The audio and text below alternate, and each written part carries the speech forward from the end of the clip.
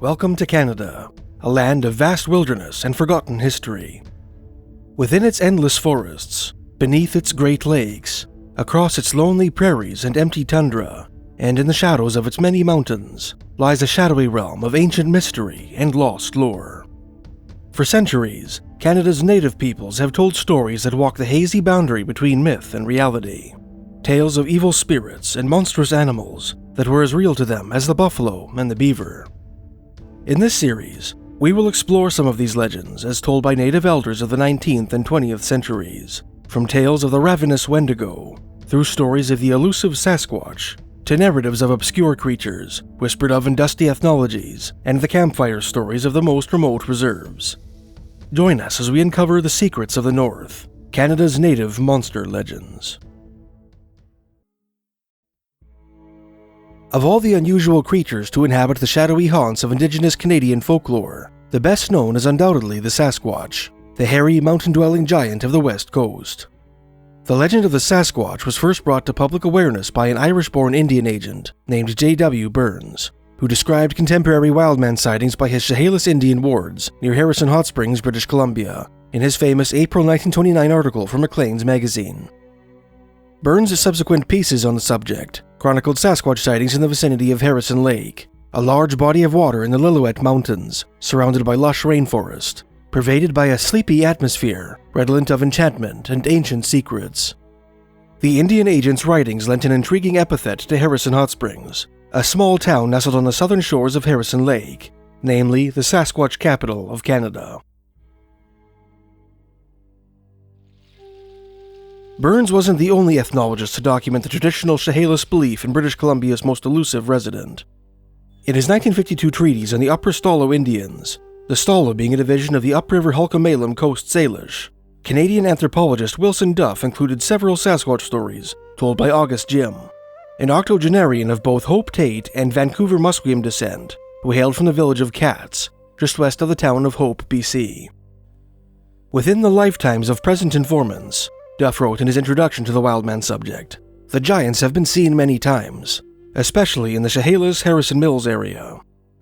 These encounters, which no longer cause sickness, usually occur on moonlit nights. The person sees the giant and runs. The Sasquatch follows, just walking, but keeping up. Finally, it drops behind. Sometimes the giants raid gardens or storehouses, but usually they just seem curious.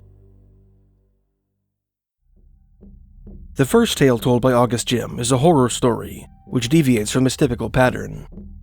This startling piece of oral lore describes an ancient Sasquatch attack on the village of Agassiz, a historic Chehalis settlement located between Harrison Hot Springs and the Fraser River. A long time ago, Jim told Duff, 6 women and their children went from the village at Agassiz to gather roots. They camped at the foot of that mountain on the left as you go to the hot springs. Just at dark, they heard someone holler.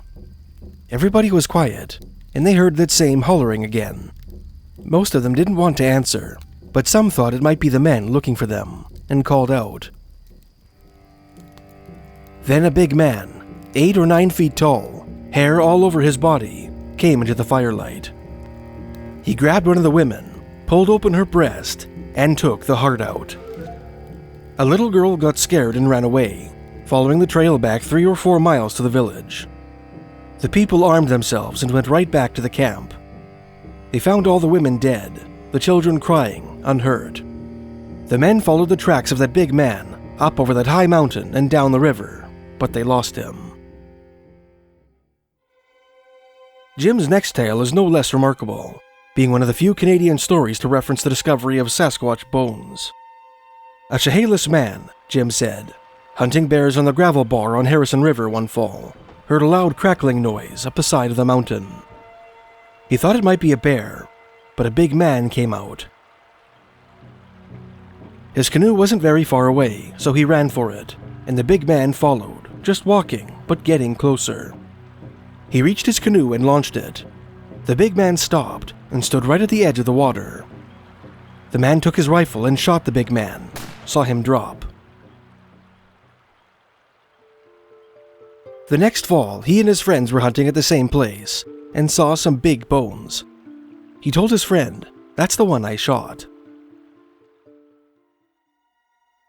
Duff included a third story in his piece, set in the Harrison Lake area, told by Jim's neighbor Edmund Lorenzetto, who lived a few miles further up the Fraser River. This story is a commentary on the Wildman sighting at Ruby Creek, a classic Canadian Sasquatch story made famous by Canadian Bigfoot researcher John Willison Green. In 1941, a Chehalis man named George Chapman lived with his wife Jeannie and their 3 children in a cabin on the Fraser River not far from Ruby Creek, between Harrison Hot Springs and Hope. One day, while George was at work on the railroad, a giant strode out of the woods and approached the Chapman children who were playing outside. Using a blanket to shield her little ones from the Sasquatch's gaze, which was supposed to cause sickness, Jeannie herded her children into her father-in-law's house on Ruby Creek, leaving the giant to ransack her and her husband's storage shed. George Chapman's kids saw it, said Lorenzetto of the Ruby Creek Sasquatch, and pointed it out to his wife Jeannie. She got scared and ran to Ruby Creek, and would never go back. It almost made her sick. She traded houses with her sister-in-law and stayed at Ruby. That thing had squeezed itself through a door to steal dried fish. It left red fur on the doorframe.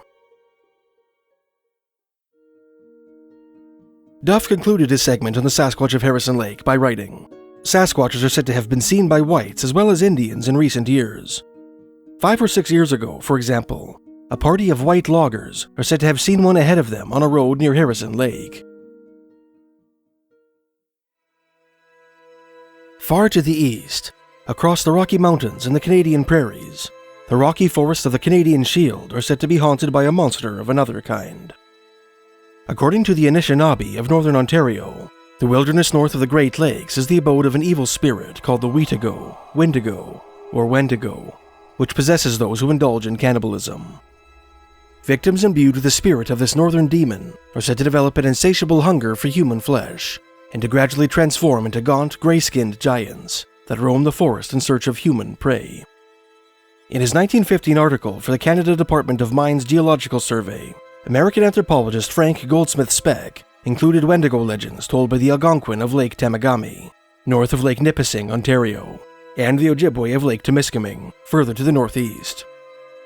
He classified the Wendigo of Timiskaming Algonquin folklore as a man-eating creature who roams through the woods devouring luckless victims.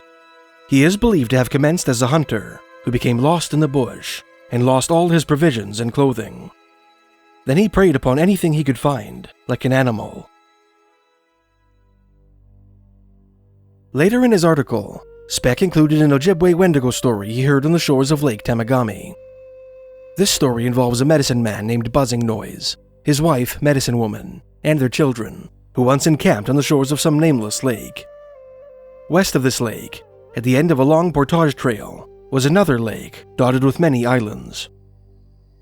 One evening, while sitting alone in his tent, Buzzing Noise was suddenly and unaccountably overcome by a wave of dread, a formless premonition that something evil was heading his way. Having long since learned to heed his instincts, the medicine man gathered his family, ensured that they had enough blankets to stave off the chill of the night, and piled them into his canoe. The family paddled out into the lake and went to sleep, bobbing silently within sight of their camp. The next morning, the medicine man returned to shore and discovered that his tent had been destroyed, doubtless the work of a Windigo or cannibal monster. Knowing that it was not safe to linger in the area, Buzzing Noise sent his wife and children down the portage trail to the westerly lake, telling them that he would follow behind them with the canoe. Heeding a dream he had the previous night, he warned them that if a whiskey jack or Canadian jay flew over their heads, the Wendigo was close behind them. The family reached their destination without incident and built a wigwam on one of the lake's many islands. They were safe there, Speck explained, as the Windigo, having no canoe, could not cross. Once his family was settled into their new home, Buzzing Noise told his wife, "I'm not yet satisfied.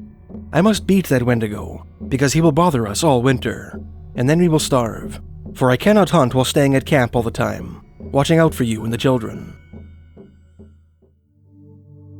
Rather than combating the Wendigo the conventional way, the medicine man decided to engage him using the tools of his trade.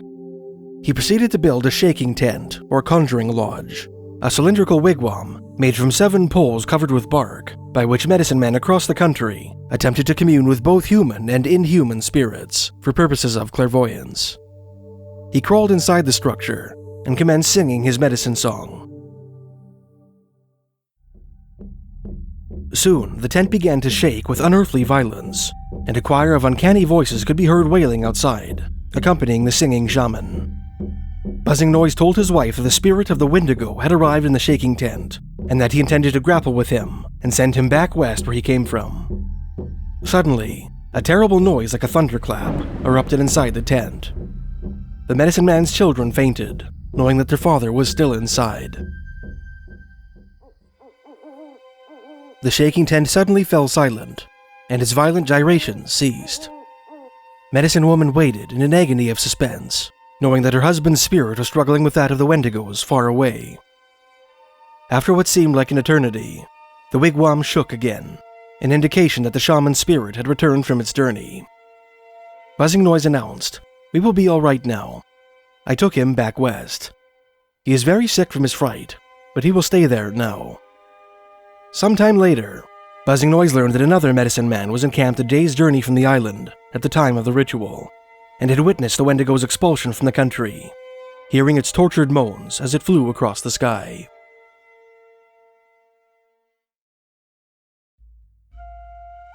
Another series of Ojibwe stories featuring this boreal ghoul appears in the 1916 article Ojibwe Tales from the North Shore of Lake Superior, written by American anthropologist William Jones, a member of Oklahoma's Fox Nation. One of these rather nebulous tales makes a clear distinction between the Wendigo and another more mysterious forest-going giant, perhaps a wild man more akin to the Sasquatch of the Pacific Northwest. The story references other fantastic monsters of Ojibwe mythology as well, including, apparently, a sort of giant beaver, which appears in other folkloric traditions across the country, a giant lakefish, which is a staple of Ojibwe lore, and a Manitou woman, or female demon. A Wendigo once came to a family, Jones wrote. He was feared all the while he was there, yet he was gentle with the children, letting them dance on the palms of his hands and singing to them. He hunted beavers with the man, driving the great beavers out of the mountains. Then he went away, warning them that he would return if they ever ate the musk glands. The sound of him could be heard a great way off, on the farther shore of the sea, where he fought with a Manitou woman. A hunchback who had been despised by the people was called upon for help against a Windigo woman that was coming to destroy the village. He spurned the gifts that were offered him, but nevertheless went to meet the Windigo woman and slew her. 2 men driven by the wind came to a shore, where they became alarmed at the sight of the huge footsteps of a giant. While in his keeping, there came a Windigo who desired them. A quarrel arose, whereupon the giant had his dog come from beneath a wooden bowl and slay the Windigo. This dog he gave to the men to take home, and it became the first dog among men. Jones included one more story set in the forests north of Lake Superior. Although it makes no mention of the Wendigo, it may not be out of place to include it here. Mashos the Giant, Jones wrote, lived with his 2 daughters and their husband. He tried in vain to dispose of his son-in-law. He once left him to the mercy of gulls on a lonely island. Another time, he left him to be devoured by eagles. Again, he caused him to fall into the water to be seized by the great sturgeon. On a hunt in the winter, he tried to prevent the youth's return by burning his moccasins. Trying it a second time, he burned his own, and in his effort to get back home, was frozen to death. In his summer 2000 article, published on the website of the Nipissing First Nation, folklorist Wayne M. Cucci included several Ojibwe Wendigo stories endemic to Lake Nipissing, the northeastern shores of which are overlooked by the city of North Bay, Ontario.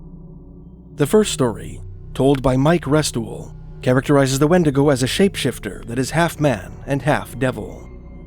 They have the power to change to the forms of different beasts, Mike said. In this story, the Windigo was half man and half wolf. Mike went on to relate how, one winter day, long ago, an old man was tending his trapline in the forest with his granddaughter. At sunset, the old man told his granddaughter to return to camp, while he himself proceeded up the trapline alone.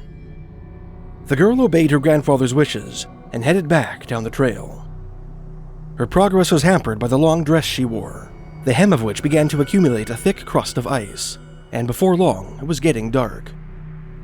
The eeriness of the gathering gloom was amplified by the mournful howls of a distant wolf pack, which seemed to grow louder with the waning light. Suddenly, the girl heard the distinct sound of footsteps crunching in the snow behind her. She whirled around, and the sound stopped. There was no one there. The young girl continued walking, Mike said, and again the sound of footsteps came. Once more the girl stopped, and once more the footsteps ceased. She looked back on her trail, but it was too dark to see anything. The girl became frightened, for deep inside her she knew it was a Windigo. She began to run, and likewise the footsteps behind her quickened. Realizing that her diabolical pursuer would overtake her, the girl ran off the trail and climbed a tall tree.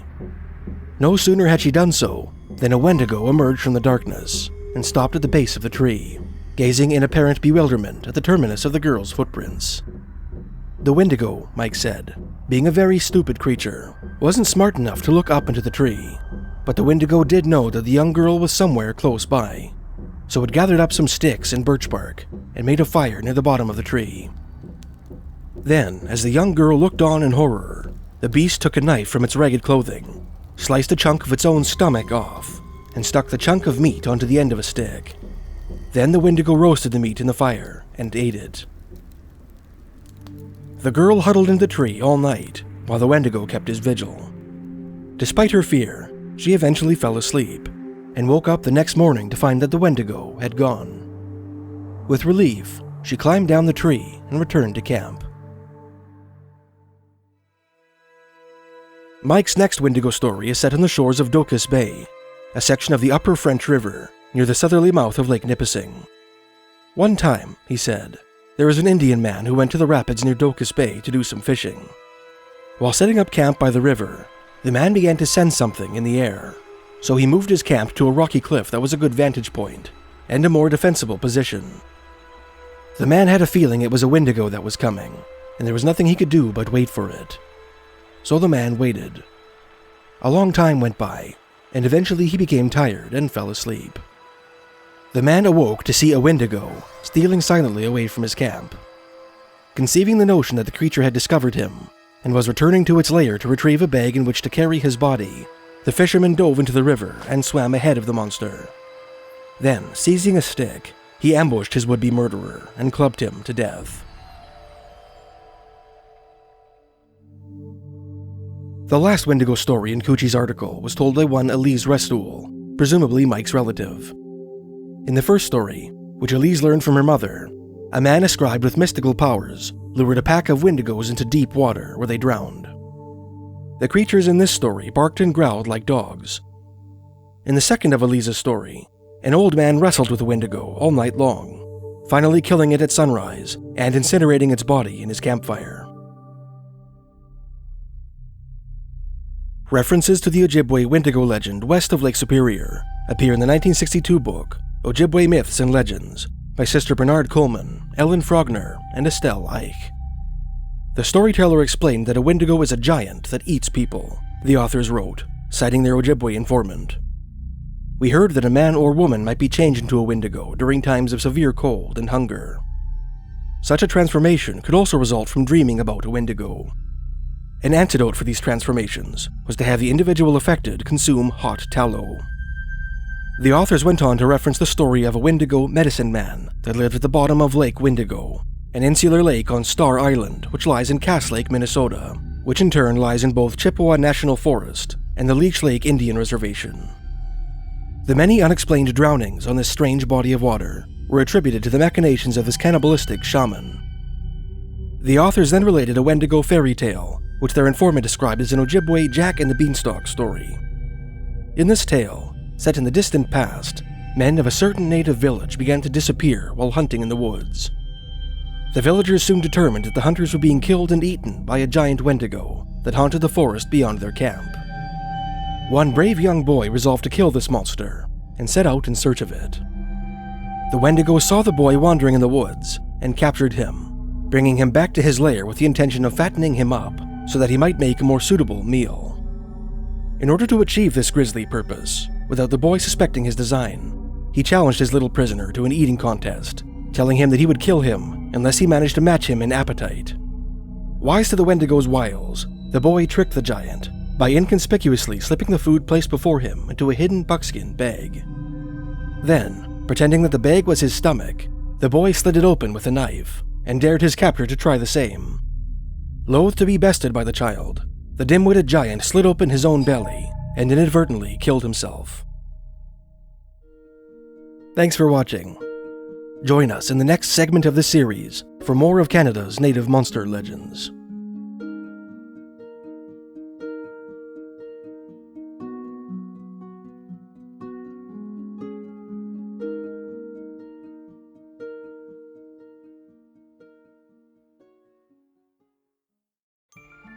There is a notion common to folkloric traditions all over the world, which holds that certain special places are inhabited by little elusive people endowed with preternatural power.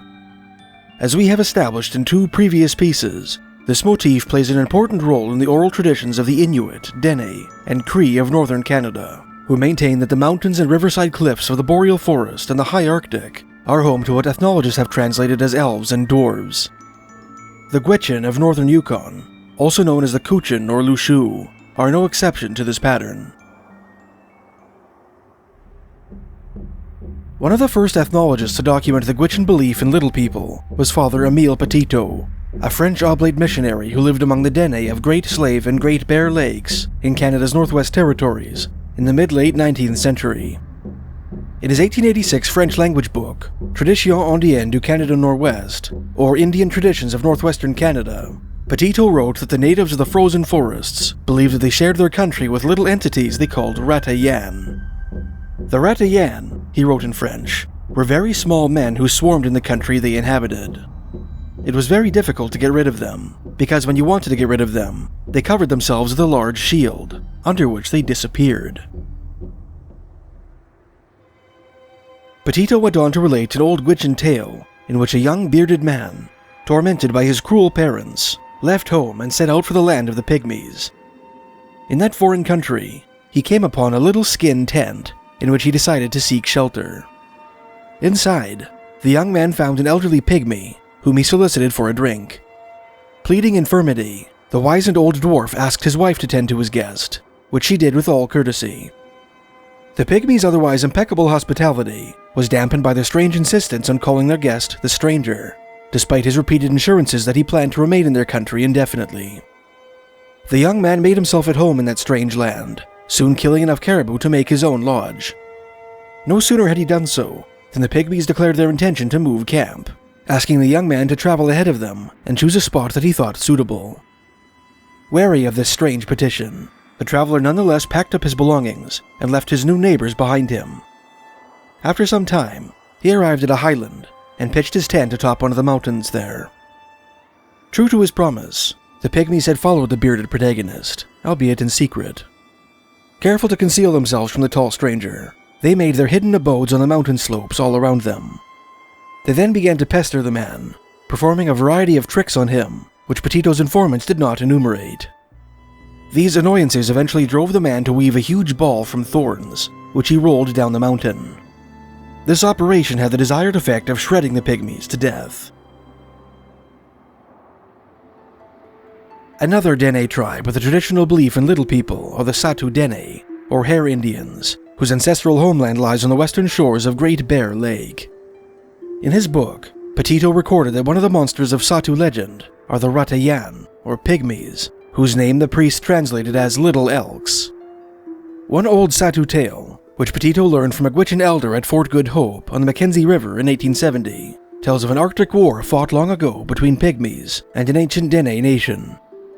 The Pygmies, whom the storyteller called the Little Enemies, were led by a chief named Nakinsel, while the Dene were headed by a warrior named Man Without Fire. The war was fought for the sake of Man Without Fire's wife, a beautiful woman named Latra Sandia, whom the Pygmy chief had stolen. In his quest to rescue his stolen bride, Man Without Fire discovered that the Pygmies lived in a mountainous area at the edge of the sea, making their homes in underground caves. Another ubiquitous native tradition is the legend of the Thunderbird, a huge eagle endowed with the ability to create thunder and lightning. From the Pacific to the Atlantic to the Arctic, stories of these colossal raptors picking up humans and big game and carrying them off to their enormous nests were once staples of campfire conversation. Thunderbird tales appear in the folklore of the Blackfoot Confederacy, a powerful agglomerate of 4 nations which hunted buffalo on the prairies of what is now southern Alberta and the plains of northwest Montana. Some of these traditions were recorded from 1934 to 1969 by Dr. Claude Everett Schaefer, an American ethnologist who conducted fieldwork among the Blackfoot, Kootenai, Flathead, and Pend Oreille of the northern plains and the Rocky Mountains. Some of Schaefer's handwritten field notes on Blackfoot belief can be found in Calgary, Alberta's Glenbow archives. 5 leaves from this collection tell the tale of a Thunderbird which assumed human form and walked the earth. This shapeshifter took a fancy to a married native woman, kidnapped her, and brought her to his lair atop a high mountain. Eager to retrieve his wife, the bereaved husband solicited the services of 2 white crows, who divined the location of the Thunderbird's nest by conducting a clairvoyance ritual. The crows found the Thunderbird and asked him to return the woman. When he refused, a magic battle ensued, in which the Thunderbird attempted to crush the crows with rain and hail, and to strike them with lightning. Withstanding these attacks, the crows conjured a blizzard by flying around the Thunderbird in circles. When the raptor became too cold to move, he released the girl and allowed the white crows to return her to her human husband. Another page from Schaefer's notes describes a Blackfoot elder's eyewitness account of a giant eagle carrying off a bison calf, a phenomenon evocative of the Thunderbird legend. This event took place at Medicine Hat, a city in southeast Alberta, which owes its remarkable name to an old multifarious Blackfoot and Cree legend we explored in a previous piece, one version of which involves a giant preternatural water snake that made its home in the South Saskatchewan River. This area once served as the unofficial border between Cree and Blackfoot territory, and the sandstone cutbanks which overlook the river there were once a favorite haunt of eagle trappers. Eagle carrying bison calf to nest, Schaefer wrote as a title to this anecdote. Gundog related an incident of this, which he had witnessed as a child. It happened at Medicine Hat.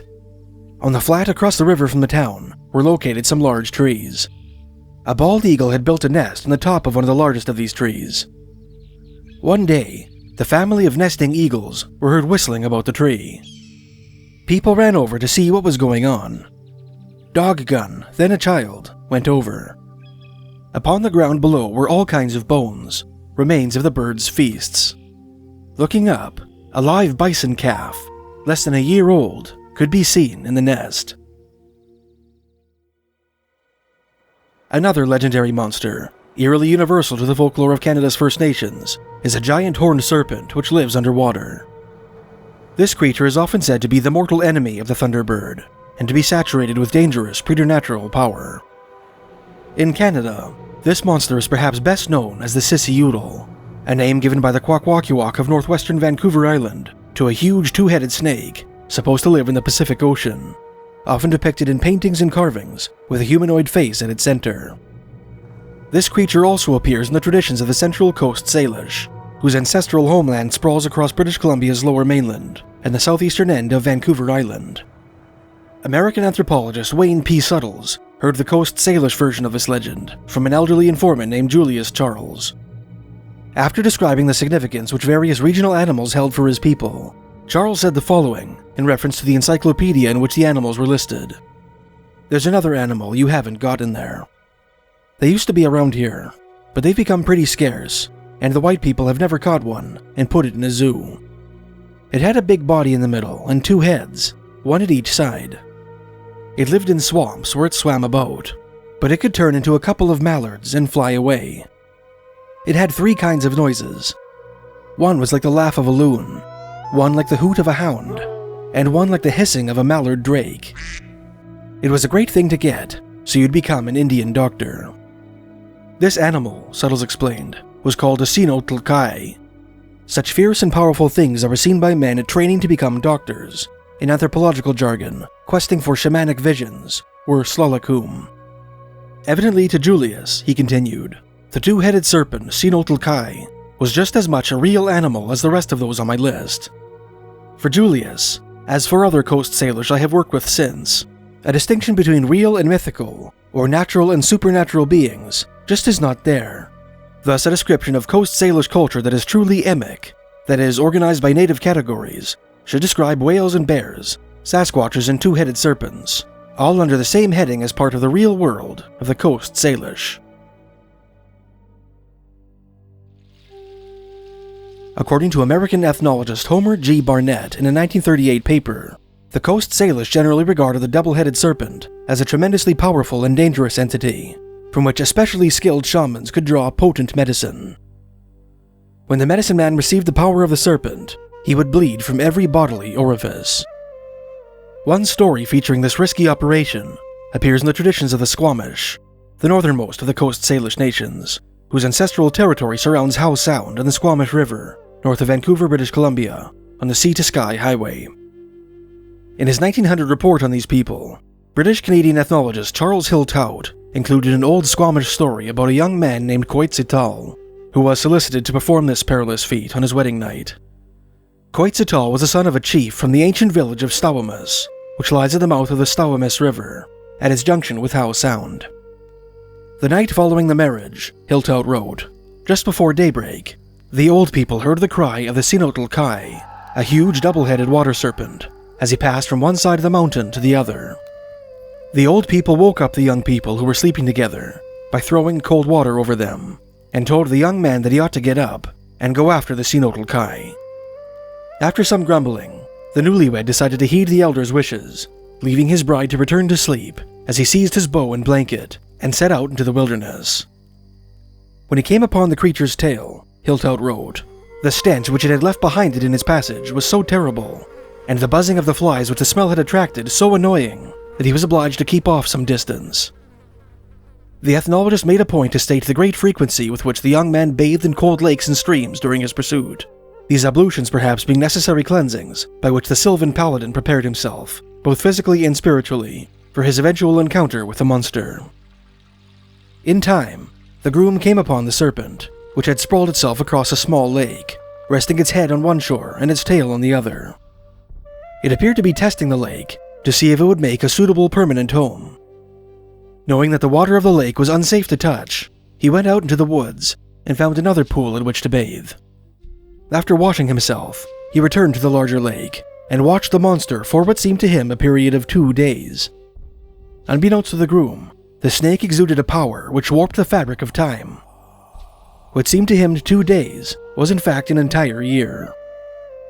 On the second day, the snake wriggled out of the lake and resumed its journey through the coastal rainforest. It dragged its immense body to a succession of small lakes, which it respectively tested and deemed unsuitable for habitation. All the while, the creature was followed by the young man, who continued to bathe himself throughout the course of his pursuit. At last, Hill Tout wrote, the serpent came to a lake large enough for it to swim about in. Into this, the Sino'tlkai dived. On the edge of the lake, Quetzalcoatl built himself a house and watched the serpent, which from time to time came to the surface of the water to disport itself. One night, the young man dreamed that he was out on the lake in a large canoe, armed with 2 heavy spears fashioned from resinous pine wood. The serpent surfaced, and the young man drove his weapons into its heads with all his might, killing it. When he awoke, Quetzalcoatl decided to build the canoe and spears from his dream.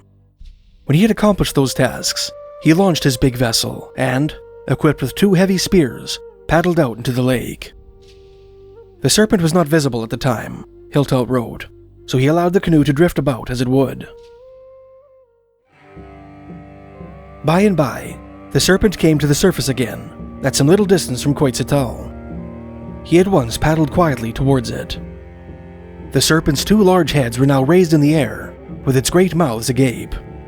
When it opened its mouths, it was like the opening of 2 fiery ovens, and the cries it made on these occasions were exceedingly terrifying. Quetzalcoatl paddled towards the nearest of the heads, and struck it just at the junction of the neck with one of his spears, which remained sticking in it. He then hastily paddled towards the other and did the same with it, and the serpent sank to the bottom of the lake. Quetzalcoatl thereupon went into a trance and remained in that condition for some time. While he was in this state, the water of the lake rose up and carried him to the top of a high mountain.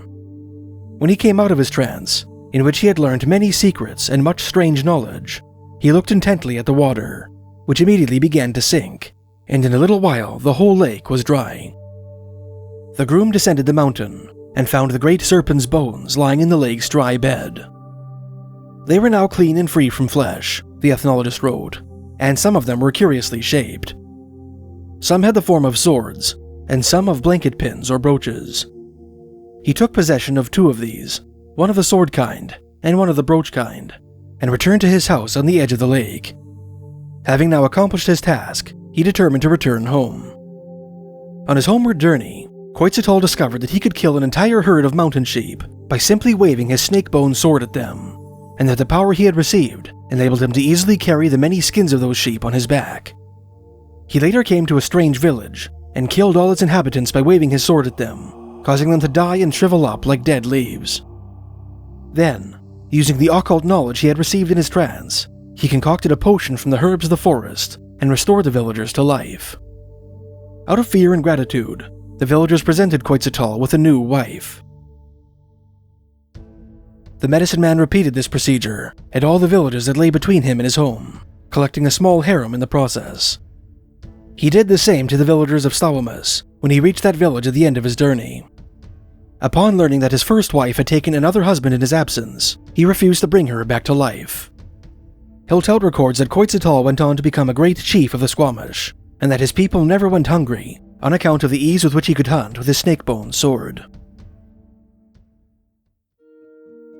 Tales of the double-headed serpent also appear in the folklore of the Katzie, a division of the downriver Hulkamalum, whose traditional homeland lies in the vicinity of Pitt Lake, Pitt River, and the Fraser River near Pitt Meadows and Maple Ridge. In a 1955 essay, the aforementioned anthropologist Wayne Suttles included 2 Katzie stories featuring the serpentine monster. The locations referenced are New Westminster, a British Columbian city in the Greater Vancouver area, which lies between Burnaby and Surrey, and Herring's Point, the former residence of New Westminster pioneer Samuel Herring, which, according to a website dedicated to this very subject, lay on the southern banks of the Fraser River, not far from Surrey's Bridgeview Park. A youth from New Westminster, Suttles wrote, went to Herring Point and set up a blind of fir boughs for shooting ducks. As he lay in the blind that evening, something that quacked like a mallard came skimming over the water. He shot it in the neck with his arrow. Instantly, it raised its body. It was not a mallard, but a 2-headed snake, nearly 20 feet long and as thick as a large log. The youth fell to the ground. His body twisted into a coil by the snake's power, and he lay there unconscious until early morning, when his people carried him home. Through his contorted lips, he then told them what medicines the snake had taught him as he lay unconscious. With the aid of this occult knowledge, the band's medicine man cured the young man of his affliction. Ever after, the 2-headed snake served as a youth's guardian spirit, allowing him to cure others of paralysis. Further up the Fraser River, the story of the 2-headed serpent can be heard among the campfire stories of the upriver Hulkamalum, the easternmost of the Central Coast Salish.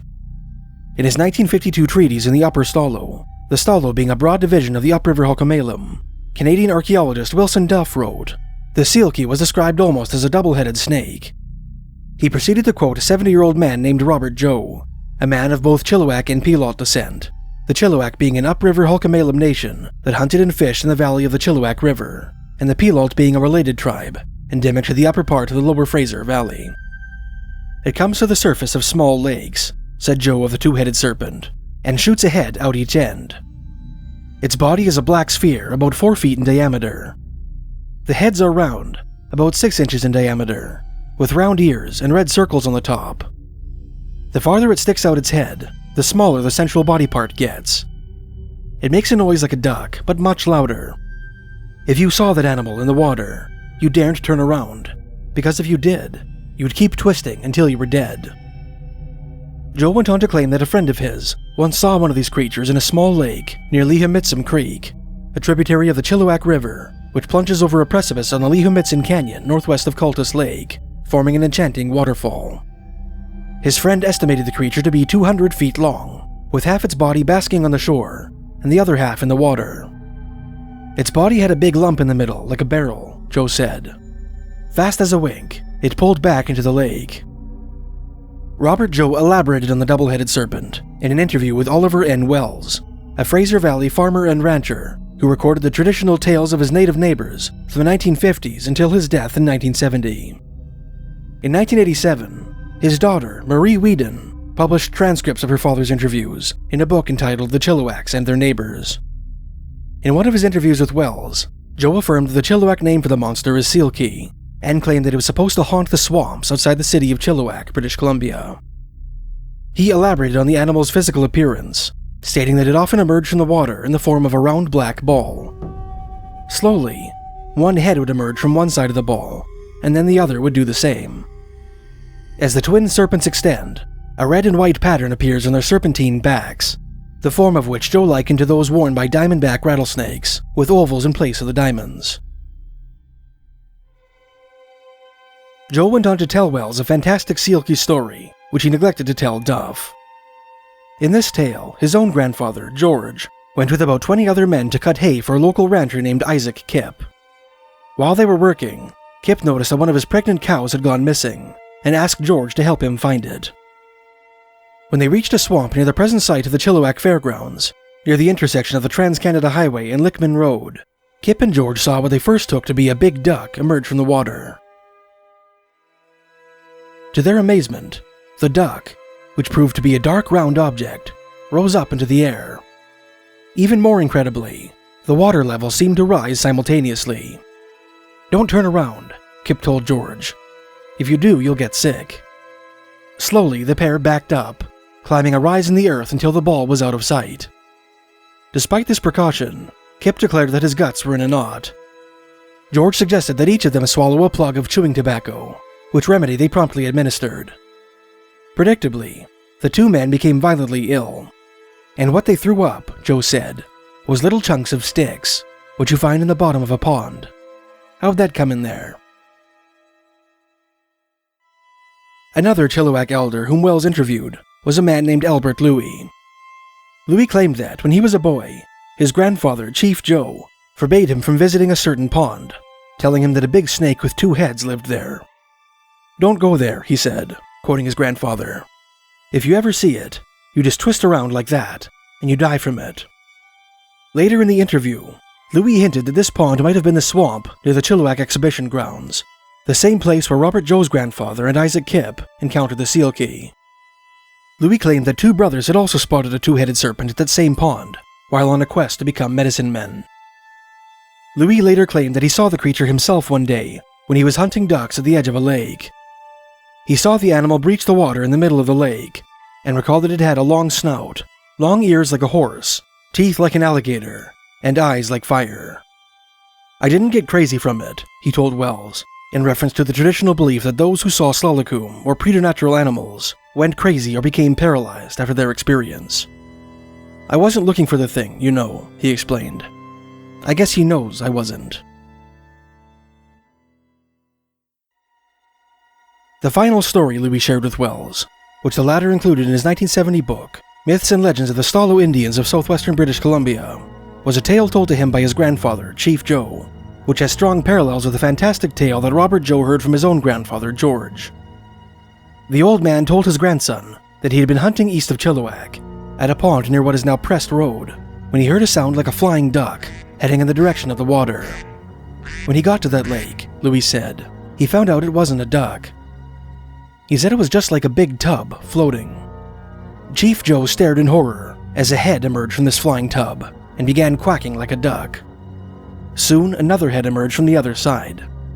How that thing could fly, I don't know, Louis admitted, but the Indian said that thing could fly from lake to lake. I don't understand, but that's a great thing, you know. If you tell a white man, he wouldn't believe it, you know, but my grandfather, Chief Joe, saw it twice. It came right over him, and it came down onto the lake just like a boat. He said it was just like a tub. Then one head came up, and it started talking like a duck. Then the other head came up, like a duck's head on a long neck. That's a Sino'tlkai. That's what they call it.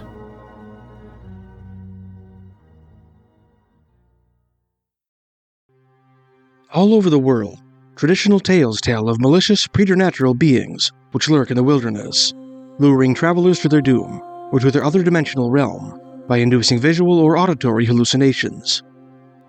Legend has it that fairies haunt the moors and ancient woodlands of the British Isles, trapping human trespassers in their own shadowy abode by inducing visual hallucinations, or by offering them fairy food. Other albionic predators are will-o'-the-wisp or jacks-o'-the-lantern, mysterious phantom lights which appear in swamps and forests at night, leading unwary travelers off the beaten path into the darkness. Greek mythology is replete with tales of sirens, alluring feminine chimeras who appear to be half woman and half bird or fish, who draw sailors into dangerous waters with their irresistible voices. And on northern Vancouver Island, British Columbia, Canada, the Kwakwaka'wakw have stories about the Bakwas, or wild man of the woods, a gaunt, long-haired phantom who preys on freshwater drowning victims, and who transforms travelers into creatures like himself by coercing them into eating ghost food.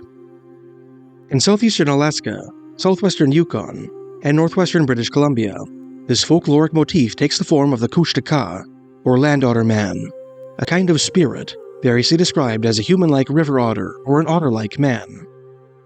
This malevolent being preys on people who become lost in the wilderness, causing them to become crazy and wander about aimlessly. Some lure lost humans to their watery or subterranean dwellings, in which they imprison them forever. The Kustaka are most prominently associated with the folklore of the Tlingit, the historic sovereigns of the Alaskan Panhandle. Some traditional Tlingit Kustaka stories were recorded in the early 1900s by American anthropologist John Reed Swanton, whose collection was published in 1909 under the title Tlingit Myths and Texts in Bulletin 39 of the Smithsonian Institution's Bureau of American Ethnology.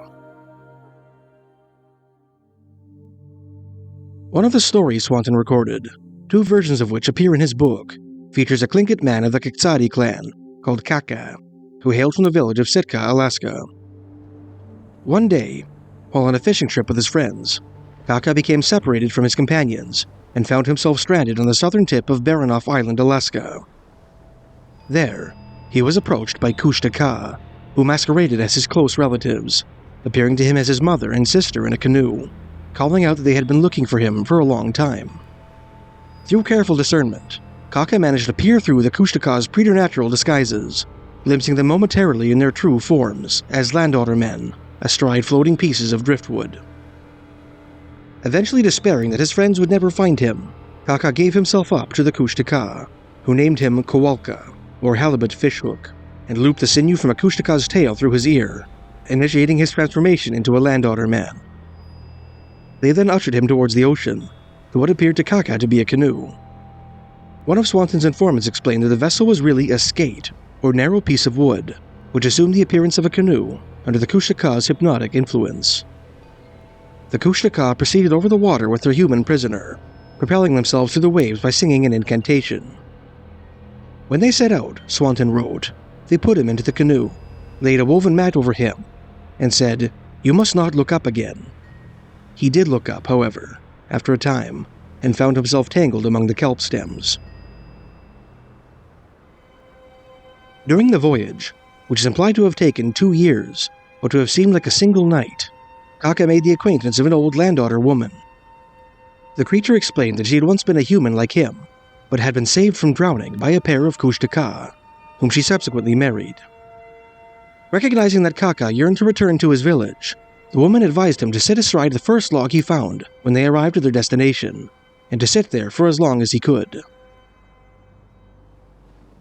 The company paddled throughout the night, heading for an island the informant called Kelnu, located about 50 miles from Sitka, which was supposed to be a regular stopping place for the Kustaka. The informant stated that the land otter men seemed to dread the coming of daybreak, and hoped to reach the island before then, implying that the croaks of the ravens which occurred at that hour were fatal to them if they were still on the water. When they reached the land, the Kustaka scattered, leaving Kaka to pull up the canoe himself. A statement made by one of Swanton's informants implies that Kaka may have frightened his captives away by brandishing a dogskin at them. In hauling the vessel onto the shore, Kaka realized that the material of which it was composed was far rougher than it appeared, leading him to deduce its true nature. Remembering the words of the land otter woman, Kaka abandoned the enterprise and clambered onto the first log he came across. As soon as he did so, he fell unconscious. Sometime later, a crew of Tlingit seal hunters from Sitka, while canoeing near the island, were drawn to Kaka's location by the distant throb of a shaman's drum. As they followed the sound, they saw a flurry of seabirds encircling some mysterious object in the ocean, which appeared to them as a formless shadow in the dawn twilight. Recognizing that the strange object was their lost friend, metamorphosing into a Kustaka, the travelers headed to shore and began singing a song intended to draw Kaka back to the land of the living.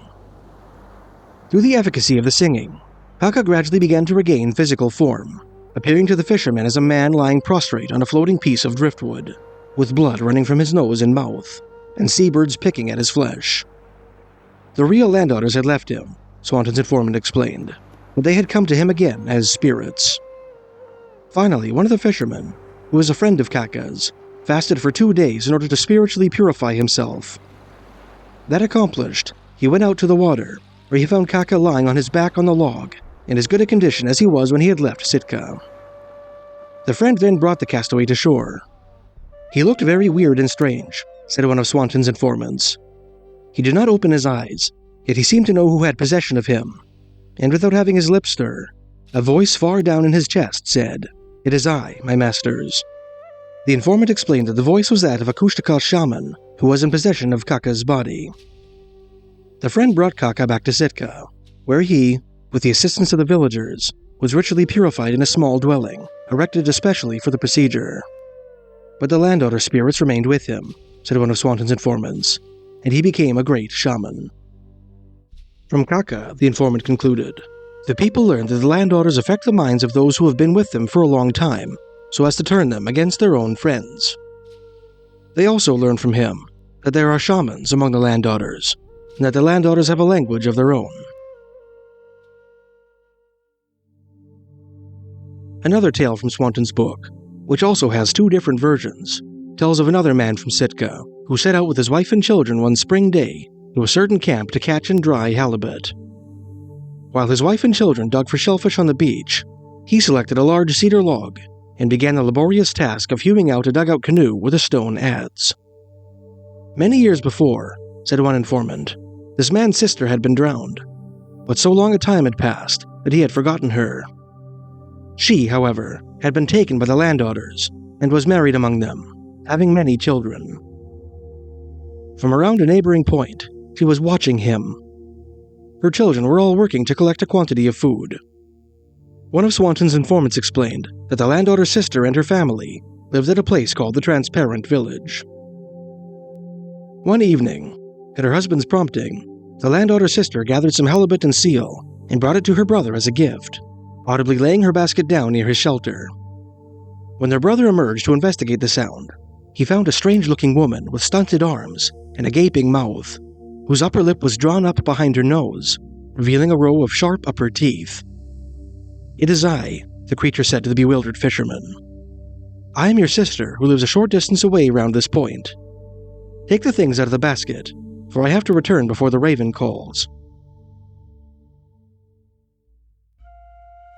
The next evening, the landowner's sister returned to her brother's shelter with another basket of food, along with her 3 sons, who helped their uncle catch fish. From the waist up, said one of Swanton's informants of the young men, they looked like human beings. Below they were otters, and they had tails.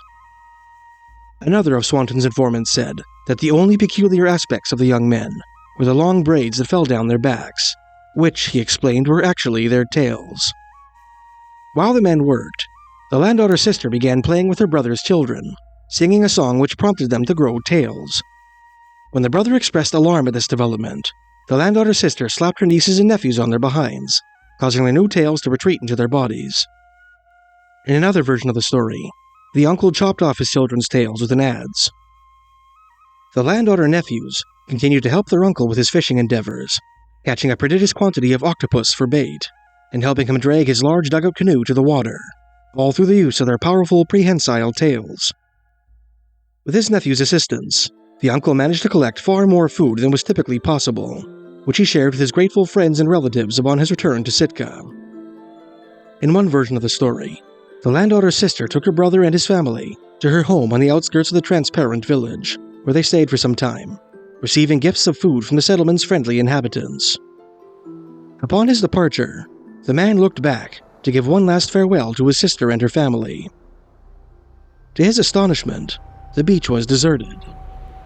The beautiful painted houses that had stood there before had disappeared. In their places were holes in the earth, apparently the entrances to underground burrows.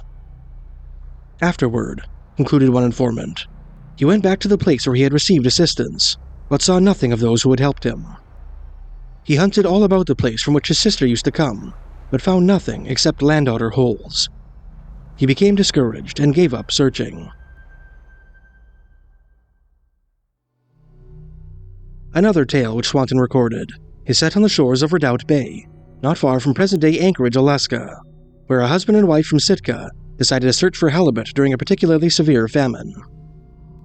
One evening, after months of desperately poor fishing, the couple were surprised by a sound outside their dwelling.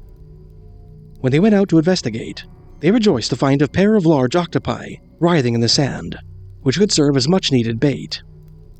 "Do you know who brought them here?" the wife asked her husband. "I will tell you who brought them here.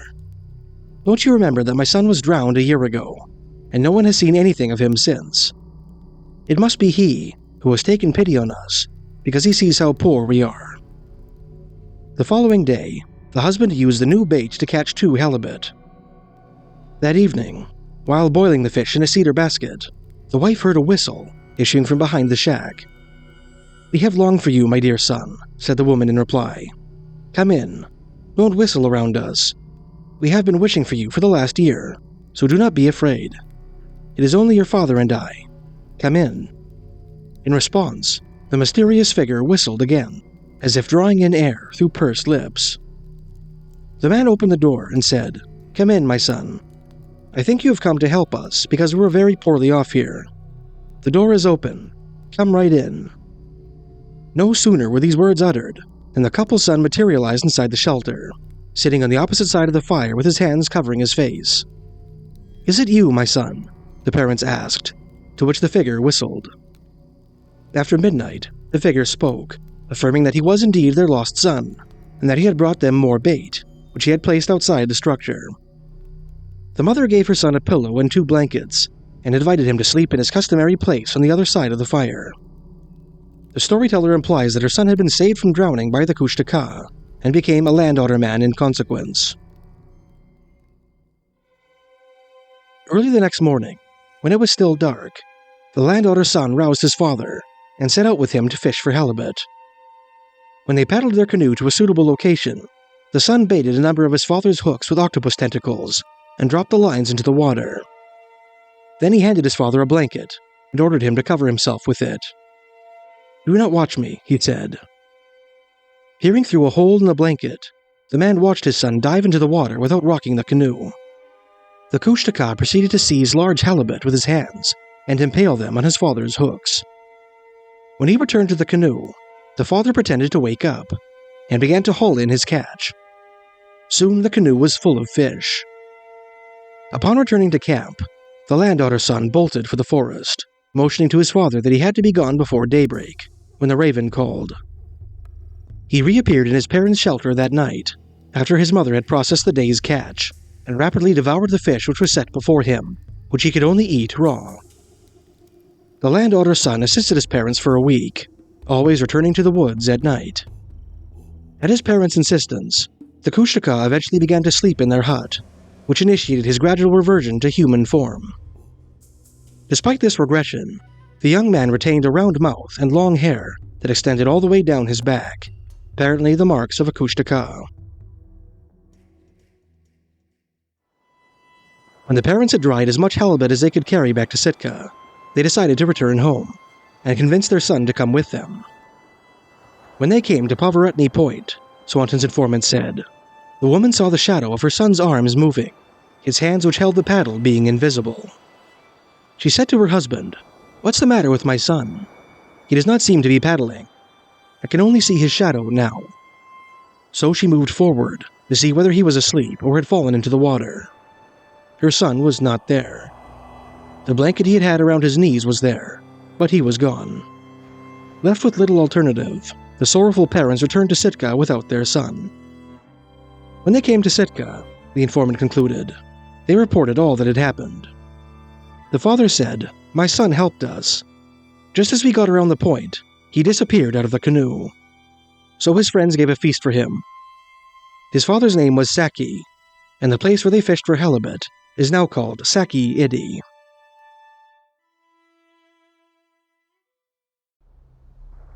The fourth and final Kustaka tale which Swanton recorded tells of a man from Sitka named Katzie who went on a canoe journey with his friends.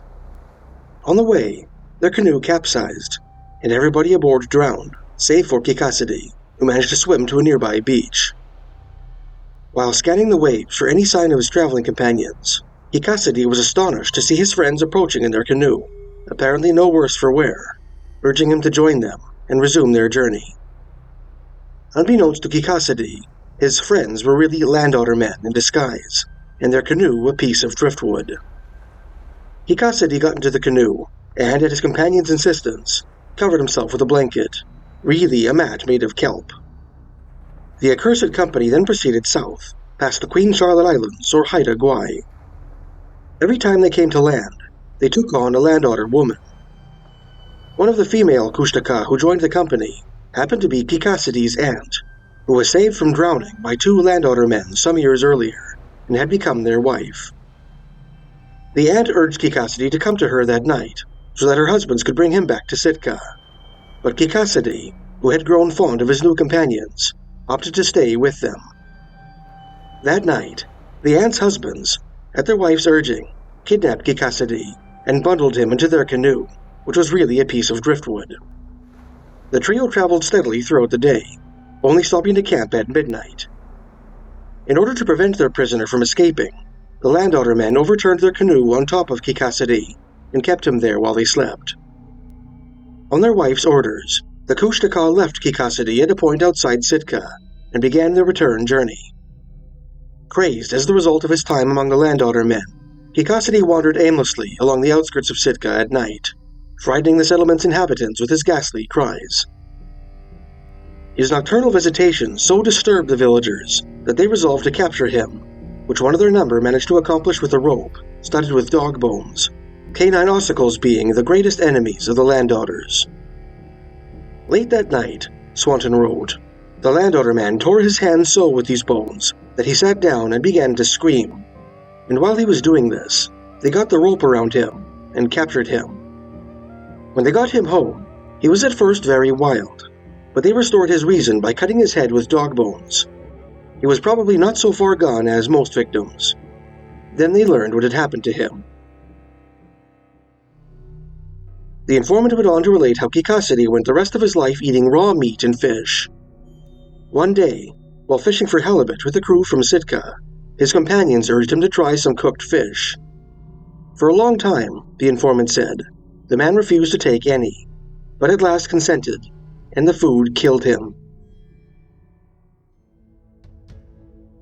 Although the Kustaka are most prominently associated with Tlingit folklore, they also appear in the legends of the Tahltan Indians, whose traditional homeland lies in northwestern British Columbia and south-central Yukon.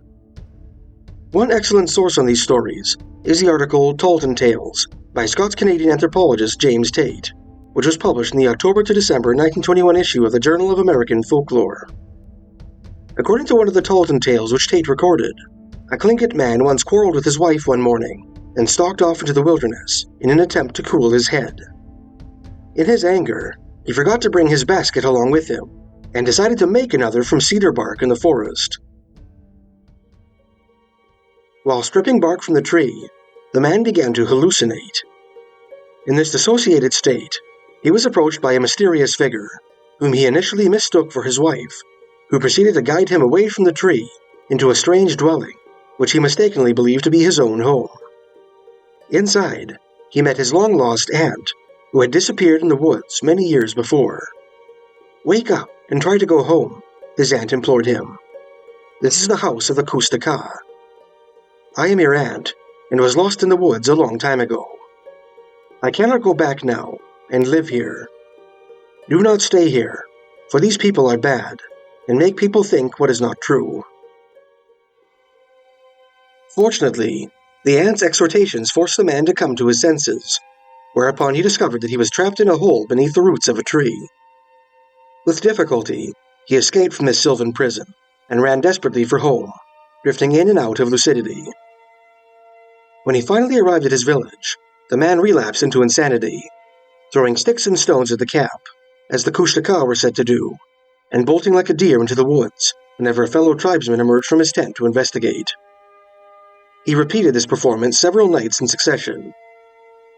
One day, the men of the village went out in force to apprehend their mysterious tormentor, and found the lost man adrift at sea, lying on a log which floated a short distance offshore, stark naked and sound asleep. They approached the log silently in their canoes, seized the naked man, and bound him hand and foot, struggling to subdue him as he resisted their efforts with mindless violence. They took him back to camp and attempted to purify him by smoking him in a fire fed with dog's hair and stale urine. Finally, the man regained his sanity and told his fellow tribesmen about his strange adventure and his possession by the Kustaka. According to another story in Tate's article, a Tlingit woman who lived on Wrangel Island, about 30 miles from the site of present-day Wrangel, Alaska, was left alone with her children while her husband was away on a hunting trip. It was early May, a time when enemy raiding parties prowled the Alaskan panhandle in war canoes, on the lookout for women and children to enslave. In an effort to protect her family from such marauders, the woman took her children deep into the woods. When the time came to set up camp, the woman realized that she had left some necessary item back on the beach. She left her children at the foot of a large tree, told them to wait for her there, and left to retrieve the item.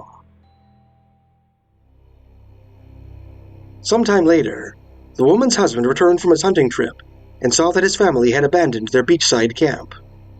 He followed their tracks into the woods and discovered his children huddled together at the foot of the tree where their mother had left them. His wife was nowhere to be seen. His children told him that, shortly after leaving on her errand, from which he had failed to return, they heard a strange noise in the woods. Try as he might, the husband was unable to find any sign of his wife's tracks. Left with little alternative, he took his children back to their camp near Wrangel. That summer, several months later, a neighboring Tlingit band moved its camp onto the banks of a nearby river, where salmon were abundant. One day, while fishing upriver, 2 young band members spied a naked woman crouched by the side of the river, eating a salmon raw. When she caught sight of the newcomers, the woman ran into the woods and crawled into a hole beneath the roots of a tree. Recognizing the wild woman as the wife of the bereaved father from Wrangel, the 2 men coaxed her out of her burrow, one of them giving her his shirt to wear. The woman put on the garment and accompanied the men in their canoe to her husband's camp. When they approached the husband's house, the men called out that they had recovered his wife. The bereaved father, however, would not believe them until he saw his wife emerge from the canoe.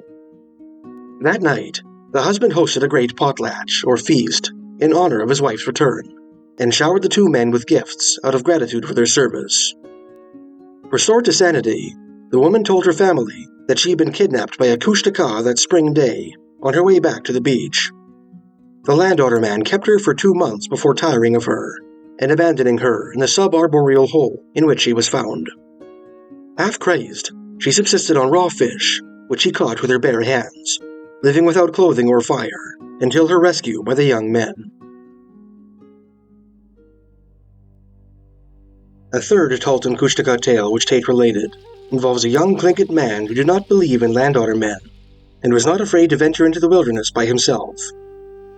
One night, while camped alone, this man heard noises in the darkness.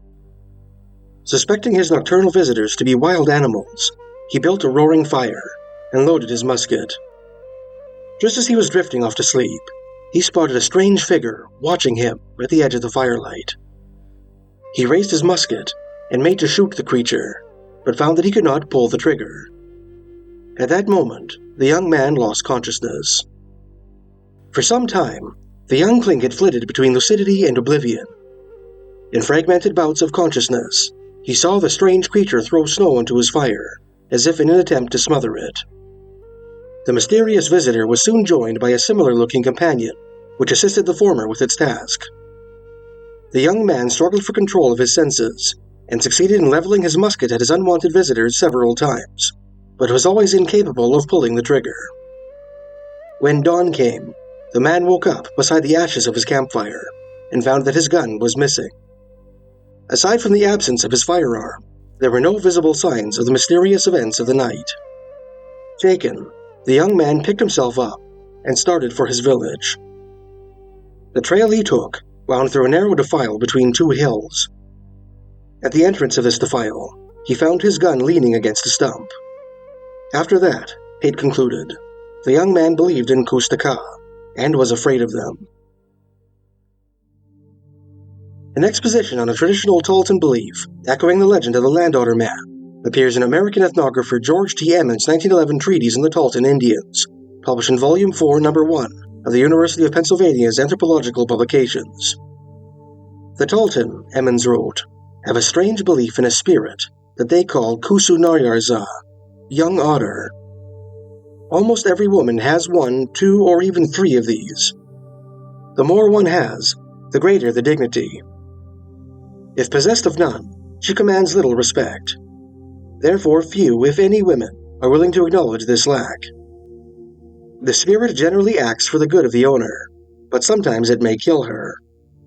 Living within her, just above the stomach, it makes itself known by a peculiar sound, and sometimes it rises to her lips, but is never seen, although some say that it has been seen, when drawn out as a small black object.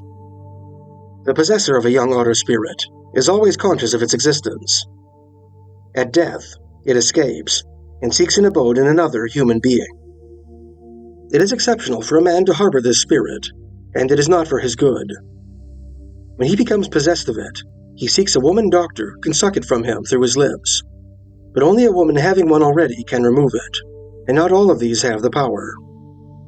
They do not like to speak of this to a stranger. It is not etiquette to refer to it, for it may offend the spirit and cause harm. Again, it is said that only the shaman can treat this condition, and that once, an otter not larger than one's hand was taken from a man. The ordinary treatment is believed to result in making the otter a good friend of the possessor. Emmons proceeded to explain how a missionary and physician named Dr. Frederick Ingalls, who worked among the Tahltan, supposed that his patient's belief in the young otter spirit was their attempt to explain the neurological disorder epilepsy. The Tahltan are not the only Dene people who attribute preternatural powers to the river otter. According to American anthropologist Robert A. McKinnon, the Tanana of east-central Alaska hold the otter in particular awe. Formerly, they were never killed, he wrote in his 1959 treatise on the Tanana. As a result of the growth of the fur trade, the natives now kill the animal, but the act is regarded as being fraught with danger. If the animal is shot, the Indian immediately purifies his gun by firing it through a woman's dress. Otherwise, the gun could never kill any more game. The knife with which the animal is skinned is always thrown away, for if anyone should use it again, he would die. Whenever possible, the natives bring the animal to the trader unskinned. So powerful is the spirit of the otter that even today, a man with a large family will not kill one, lest it result in the death of one of his children.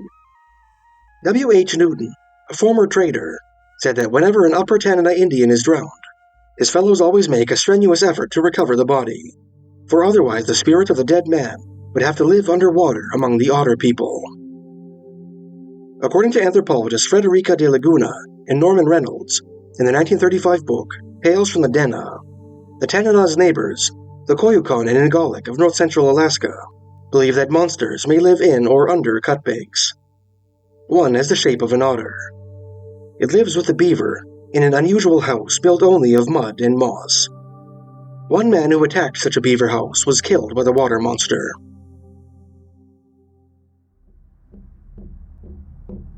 Another northern Dene tribe with a traditional belief in otter-like monsters is the Gwich'in or Kuchin, also known as a Lushu, whose ancestral homeland lies in northwestern Yukon and northeastern Alaska, south of the Arctic Circle. In his 1886 French-language book, Indian Traditions of Northwest Canada, French Oblate missionary Father Emile Petito included a traditional Gwich'in story in which a canoe maker named Epochkapin met a demonic man-eating otter during his travels. After offering him dried and pulverized human flesh, the otter warned the canoeist not to drink the water from the river down which he was traveling, but to only imbibe from a certain stream downriver. He proceeded to follow the canoeist from the shore as he paddled downstream, continually telling him that the promised brook was ever further downstream. Epochkapin continued on his way, Tito wrote, but soon all he found in the river were vile corpses, skulls, bones, the floating dead. There were so many of them that they looked like islands above the water. Canoeist tricked the Otter Devil to clearing a path for him through the hideous maze in which the latter had intended to trap him, and continued on his journey. Other passages in Petito's book indicate that the Gwich'in believed in the existence of dangerous, giant, lake-dwelling otters, and in land otter men. They abhorred regular otters, and had a prohibition against eating them. For them, the missionary wrote, it is a personification of the evil spirit. Interestingly, the Tlingit and the northern Dene tribes are not the only First Nations to impute extraordinary powers to the river otter.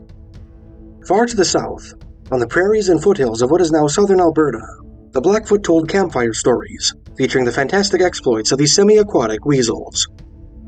In his 1926 book, Signpost of Adventure, American frontiersman James Willard Schultz included a brief description of the traditional South Pecan Blackfeet conception of the river otter, writing, "The otter is believed by the Blackfeet to be the most sacred of all the water animals, the most desired by the sun. The name for it, amunas, is literally wind hair. Thin strips of its fur were used for winding and fastening the ends of men's long braids of hair, and the beautiful pelts were in large numbers given to the sun, hung to the center post of a great lodge that is annually built in its honor." American ethnologist Dr. Claude Everett Schaefer elaborated on these traditions in his mid-20th century field notes on Blackfoot belief, now housed in Calgary, Alberta's Glenbow archives. He wrote that the otter and the mink were not eaten by the Blackfoot, and that otter pelts often comprised the outer covering of medicine bundles. One of his Blackfoot informants, Yellow Kidney, told him that the traditional song attributed to the spirit of the otter is sung to the words, "The waves are my home. Under the water is my home. It is holy."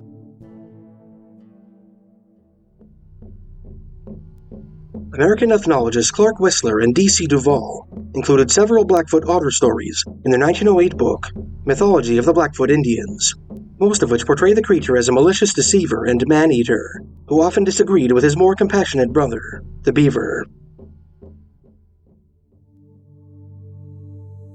One of the many legendary explanations for the naming of the city of Medicine Hat, Alberta, told by Blood Blackfoot elder Dan Weasel Moccasin, and published on a didactic sign at Medicine Hat's iconic Samus teepee, tells of a preternatural man-eating otter, which once dwelled in the South Saskatchewan River. According to this tale, a Blackfoot named Eaglebirth once ran off with another man's wife. Together, the elopers came to what is present-day Medicine Hat. One day, Eaglebirth's paramour saw the plumes of an enormous headdress protruding from one of the cutbanks that fringed the river. Each of the hat's feathers were as long as a man. The woman showed Eaglebirth the headdress, but upon closer inspection, the couple discovered that it was only a huge piece of sagebrush. That night, Eaglebirth dreamed that a merman spoke to him, offering to make him a better hunter in exchange for a human to eat. Upon awakening, Eaglebirth resolved to accept the merman's offer. He didn't want to sacrifice his lover, however, and so he killed his dog, dismembered it, and threw its body into the river. The dog's carcass had hardly touched the water before it was flung out onto the shore. The merman, apparently, was displeased with the substitute. The next day, after being visited again by the disappointed merman in his dreams, Eaglebirth set out to find a solution. As he was contemplating, he happened upon a starving stranger wearing a lynx hat. After conversing with the stranger via sign language, Eaglebirth discovered that he was a member of the Snake tribe, and therefore an enemy of his people. Desperate to appease the merman, Eaglebirth invited the snake to eat with him in his teepee. Along the way, the snake stopped for a drink by the river. As he stooped down, Eaglebirth grabbed a large stone and clubbed the native to death. Eaglebirth then grabbed hold of the body and dove into the river, where he discovered a large teepee beneath the water. Inside the lodge, he saw the merman from his dreams.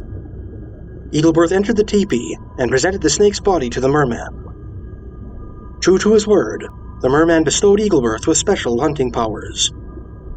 Before he could leave the underwater teepee, however, Eaglebirth was approached by an otter. After a brief conversation with the otter and the merman, Eaglebirth discovered that this otter was regularly drowning his fellow Blackfoot upriver near present-day Lethbridge. Eaglebirth took the lynx head off the dead snake and presented it to the otter as a gift. The otter was so pleased that he gave Eaglebirth permission to draw the waves of the river on his teepee. With his new powers, Eaglebirth killed many animals and eagles.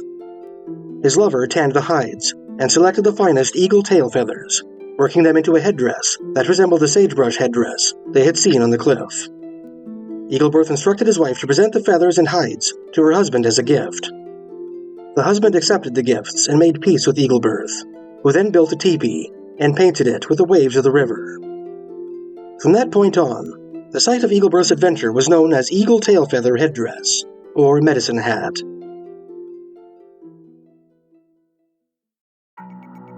Of all the legendary monsters that populate the world's folklore, few have engendered more controversy than the reptilian humanoid.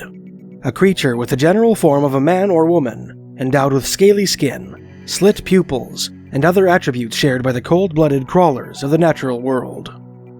Such figures feature in a sensational conspiracy theory, popularized by British writer David Icke, which this author touched on in a recent 4-hour docuseries, Too Dark to Publish on YouTube. The so-called Lizard Man of Scape Ore Swamp, spotted in a South Carolina wetland throughout the summer of 1988, has been the subject of fierce debate among cryptozoologists. And the monster of Thetis Lake, an anthropomorphic reptile, reportedly seen on British Columbia's Vancouver Island in the summer of 1972, was ridiculed by professional skeptic Daniel Loxton as among the silliest true monster legends ever created. Despite hordes of naysayers ready to dismiss the notion of a lizard man as utterly preposterous, the concept of reptilian humanoids recurs in the mythology of both Old and New World cultures, persists in popular fiction with uncommon frequency, and has even been the subject of at least one scientific theory.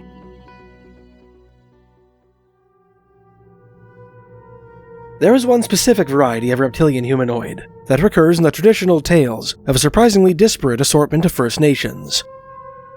From the Gwich'in Dene of the subarctic to the Nipissing Ojibwe of the Canadian Shield, Native peoples across the Great White North have campfire stories about mysterious men and women with serpentine characteristics.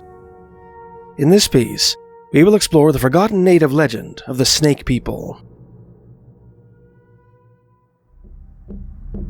We begin our journey in the frozen forests of northern Yukon Territory, in the historic domain of the Gwich'in, a Dene people historically known as the Cooch'in or Lushu. This rugged stretch of subarctic Canada is carpeted with hardy taiga, capable of withstanding the brutal cold of the boreal winter. Unsurprisingly, this harsh northern biome supports little in the way of cold-blooded creatures, the only known serpent in the territory being the tiny red-sided garter snake. Despite its dearth of reptilian denizens, Gwich'in country is said to have once been home to a strange creature with snake-like attributes, the legend of which first appeared in print in French Oblate missionary Father Émile Petitot's 1886 French-language book, Indian Traditions of Northwest Canada. Petitot's informants called these creatures Dinje na Tedet, or snake men, and described them as being black, hideous, and with enormous gaping mouths. One mythological tale which Petitot related intimates that these creatures are the descendants of an evil daughter of the moon and a large black nocturnal serpent which dwells in the northern muskeg.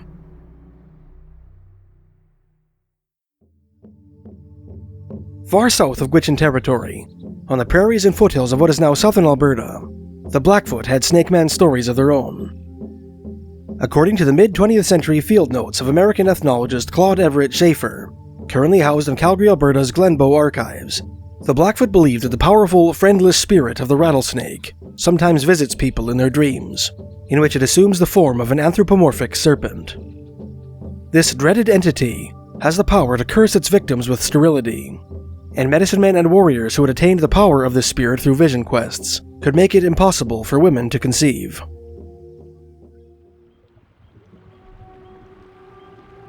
Comparison of the various legends regarding the naming of the city of Medicine Hat, Alberta, at the eastern edge of traditional Blackfoot territory, begets the unspoken implication that there might be something serpentine about the legendary Sino'tlkai, or underwater people of Blackfoot tradition.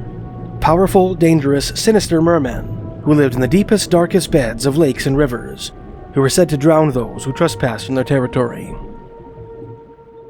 In his 1993 book, But Names Will Never Hurt Me, historian Marcel M.C. Dirk expounded upon 16 Blackfoot and Cree legends which purport to explain how Medicine Hat received its striking appellation. 5 of these legends contend that the natives originally named the area for an ancient battle fought between the Blackfoot and the Plains Cree on the South Saskatchewan River, in which a war chief's headdress, or a shaman's medicine bonnet, was lost in the current.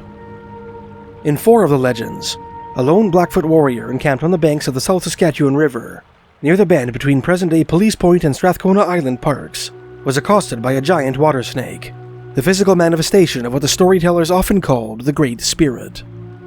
This malevolent being offered to grant the brave a headdress endowed with special powers in exchange for human flesh, typically that of the warrior's wife. Interestingly, this dark motif also appears in the traditions of the Cree, Ojibwe, and Mi'kmaq. In his 1979 treatise on the Plains Cree, American anthropologist David G. Mandelbaum appears to identify this preternatural entity as the Machi Manitou, or evil spirit, which some have equated with the devil of Christianity. His spirit powers were cougar, lynx, snake, he wrote. They could grant certain abilities to a man, but exacted the life of his wife or child in payment.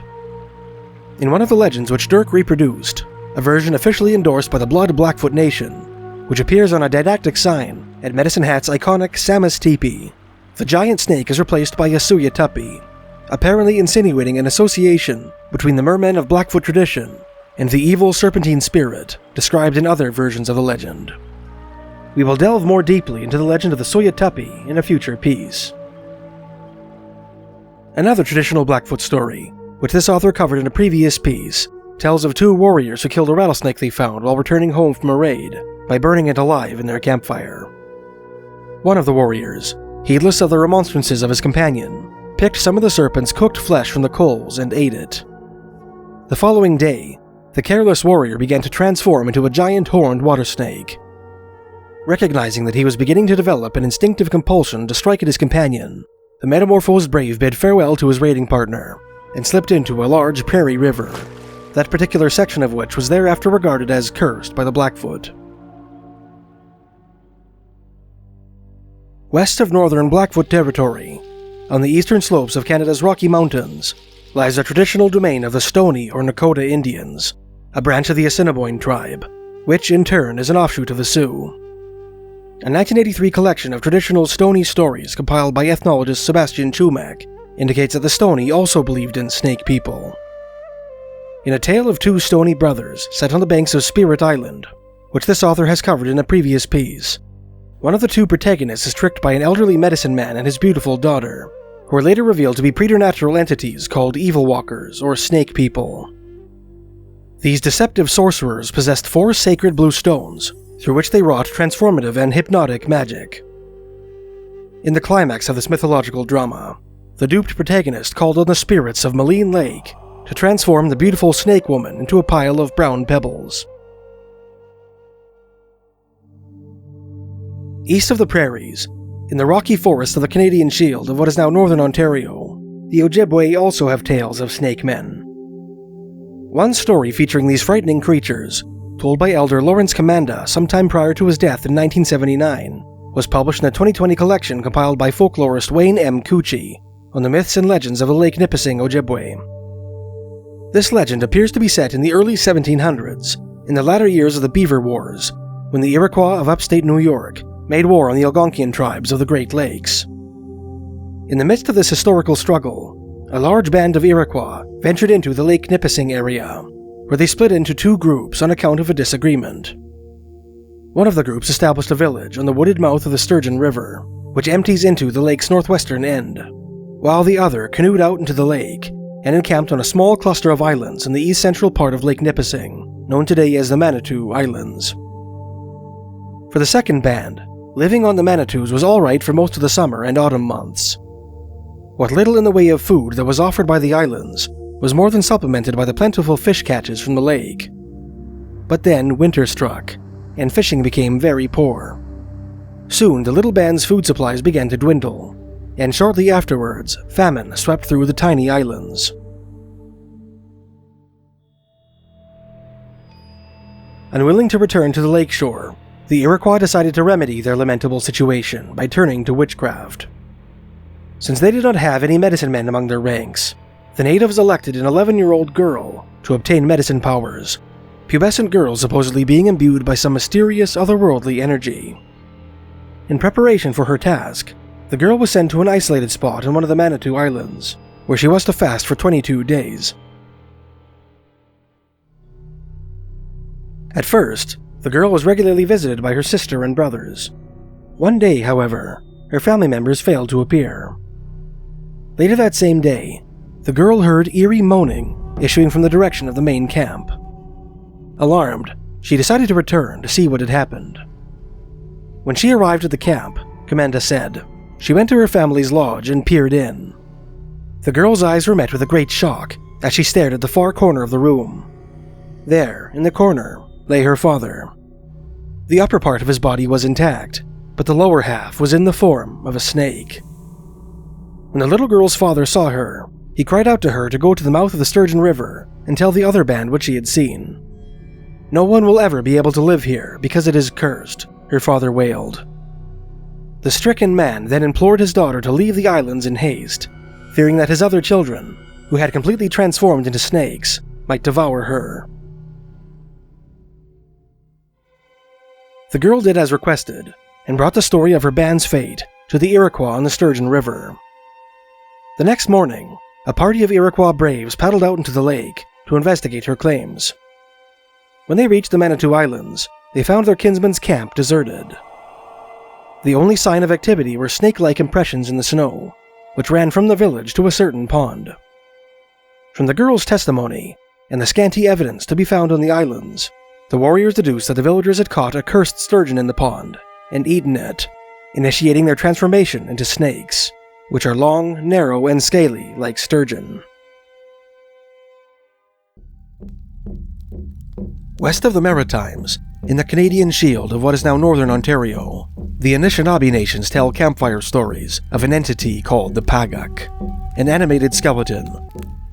One nation whose traditional stories on the subject have been recorded for posterity is the Algonquin of Lake Timiskaming, the latter being a northerly augmentation of the Ottawa River, which straddles the border of Ontario and Quebec. In a 1915 anthropological paper for the Canadian Department of Mines, American anthropologist Frank Goldsmith Speck wrote that the Timiskaming Algonquin regarded the Pagak as a creature of bones, a skeleton that clatters through the forest, making a great rattling and squeaking noise. When this is heard, it is understood as an omen that some friend will be lost. Pagak is accounted for by the story of a hunter who got starved out in the bush. Before he died, he wished that his life and the strength of his flesh might be transferred to his bones. He got his wish, and his strength went into his bones when his flesh fell away. Whenever he wished, he could fly through the air as though on wings. Just southwest of Lake Timiskaming lies Lake Temagami, the historic homeland of the Temagami Ojibwe, who also believed in the Pagak. Speck recorded these people's interpretation of the entity in his aforementioned treatise, writing, "This is a personification of a human skeleton without the flesh, which wanders about the country. When he travels, he goes as fast as he thinks. When he wishes himself to be in a place, he is there as soon as he thinks of it. When he is heard by the people, it is a sign that someone will die. It is thought that he is heard occasionally 3 times in succession, making his peculiar noise, once at the horizon, once at the zenith, and again at the opposite horizon." Anthropologists Sister Bernard Coleman, Ellen Frogner, and Estelle Ike elaborated on the Ojibwe conception of what they called the Pagak in their 1962 book, Ojibwe Myths and Legends, writing, "The Pagak used to wander restlessly in the woods as a skeleton, sometimes a flying skeleton. He was a sign of bad luck to anyone who saw him. One woman spoke of how, with the coming of spring, the Indians kept very quiet and listened for the Pagak in the woods. They would hear him shoot, for he was a hunter, or they would hear his bones make a noise as he walked. Generally, he was spoken of as a skeleton of a human being, although one person described him as monster-like in appearance." More than 1,000 kilometers northwest of Lake Temagami, in the remote lake-ridden wilds of northwest Ontario, lies Sandy Lake, home to an Oja Cree First Nation. whose flying skeleton stories appear in anthropologist James R. Stevens' 1995 book, Sacred Legends. In one of the tales which Stevens reproduced, a luckless hunter named Tomaton was searching for game in the forest one winter day when he heard a strange whispering on the wind. As it sounded like someone calling his name, Stevens wrote, he went into the forest to investigate. He had not gone far when he saw a human skeleton caught on the branch of a small birch tree. "Free me, Tomaton," the skeleton cried. The Indian wanted to run away because he was very frightened, but he was afraid to run away, so he gathered all his courage and lifted the skeleton off the branch. The skeleton then flew into the air, crying, "I am Pagak, the flying skeleton. You, Tomaton, are a very courageous Indian, and will be blessed with good hunting and a long life." Then Pagak became invisible, and flew off into the stormy winter sky. Tomaton sat down and smoked a tobacco offering to his guarding spirit, Pagak, the flying skeleton. From this day on, the hunter was always successful in his hunting and trapping. The legend of the flying skeleton can be found further to the west, in the boreal forests of northern Saskatchewan, the historic domain of the woodland Cree. Fur trader George Nelson, who managed the Hudson's Bay Company post at Lac La Ronge, described the woodland Cree conception of the entity in a letter to his father, written in April 1823. Nelson's native clients described the figure as the ghost of one who died in a state of emaciation, from either starvation or tuberculosis, which appears in the form of a skeleton with skin.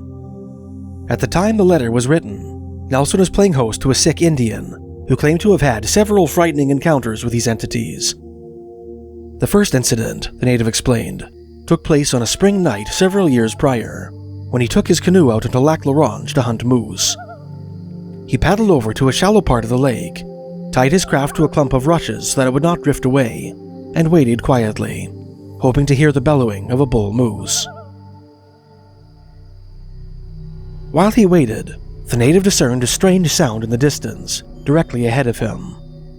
The sound resembled a human voice, crying, "Hey, hey, hey," in rapid succession, its tone oddly cold and monotonous. The hairs of his neck stood on end as the noise drifted directly towards him, as if it were floating on the air. Terrified, the native laid low in his canoe, too frightened to hazard a glance in the direction of the unearthly voice, which was now fast approaching. Despite this precaution, the aerial vociferant flew straight up to the canoe and threw the Indian into the lake. Choking and sputtering, the hunter scrambled for the shore, hounded all the while by the mysterious chanter, which hovered directly above his head, crying its metronomic incantation. Then I took some dry grass, the Indian told Nelson, which I rubbed and bruised till it became soft, and put it under my armpits, and crumpled myself into a small heap, and remained till the sun began to warm. All night long, the chanter hovered above the Indian, maintaining its incessant cry, before finally departing at dawn. The native's second encounter with such an entity took place while he was hunting beaver with a friend. The pair ventured far from camp, and after killing 6 beavers, built a roaring fire, and decided to sleep under the stars. I awoke in the night, the Indian told Nelson, and was much astonished to observe a man seated on the opposite side of the fire, resting his head on both hands, with his elbows on his knees, apparently in a very pensive, sullen manner. He had but skin and bone, not the least particle of flesh, and this one had hair on his bony head. I gently pushed my friend and told him to look at that stranger. We were both extremely agitated in consequence of our fear, and were at a loss what to do. Having no alternative, I arose. Conceiving that he came to ask for something to eat, I took a beaver, cut it in 2, and presented him the half of it. He did not deign to look at it. I was much afraid. I then bethought of cutting it into mouthfuls, which, after presenting him, I threw into the fire. Thus I did with the whole, and when done, he arose and walked off peaceably in the air.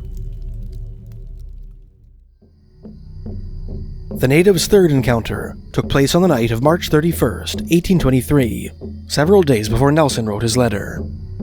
At a late hour in the night, Nelson wrote, he was pulled most violently out of his bed, so that his wife that was lying beside him awoke, and with difficulty kept him down. Shortly thereafter, the cabin in which a couple were sleeping shook violently. Later on in his letter, Nelson described an elaborate ritual by which the Cree attempted to protect themselves from the vexations of these skeletal ghosts, which involved tobacco smoking, speech-making, dancing, incantations, and offering bowls of grease to a wooden figure intended to represent the spirit in question.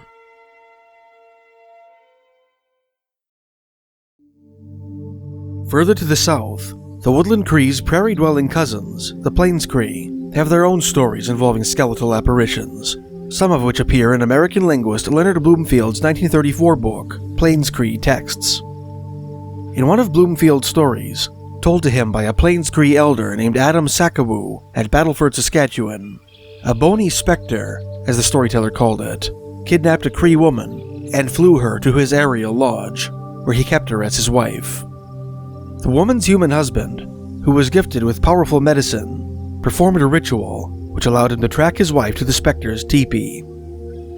As redress for his offense, which he had committed contrary to the advice of his skeletal father, the bony kidnapper taught the husband magic songs which would assist him in hunting and grant him the ability to heal the sick. As payment for these gifts, the husband agreed to offer the bony spectre all of the marrow fat from the first 2 moose that he killed. In another story told by Elder Cummingday, a Plains Cree hunter married a woodland Cree girl whose father was reputed to be an evil medicine man. Before allowing his daughter to join her husband's horse-riding people on the plains, the boreal sorcerer convinced his son-in-law to spend a season hunting and trapping with him in the northern bush. While living among his wife's people, the Plains Cree husband incurred the ire of his father-in-law by spending too much time playing a certain childhood game of which he was inordinately fond, thereby neglecting his hunting duties.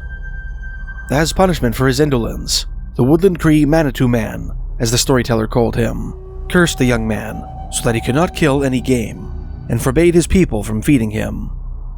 Heedless of the lamentations of his daughter, who had grown to love her husband, the medicine man gradually starved his son-in-law until he was too weak to move, whereupon he abandoned him in the bush to die alone. When he was on the brink of death, the Plains Cree husband was approached by a bony spectre, whose arrival was accompanied by a gust of wind, a sound like a gunshot, a whoop, and the words "Hey hey hi hi" whispered on the wind.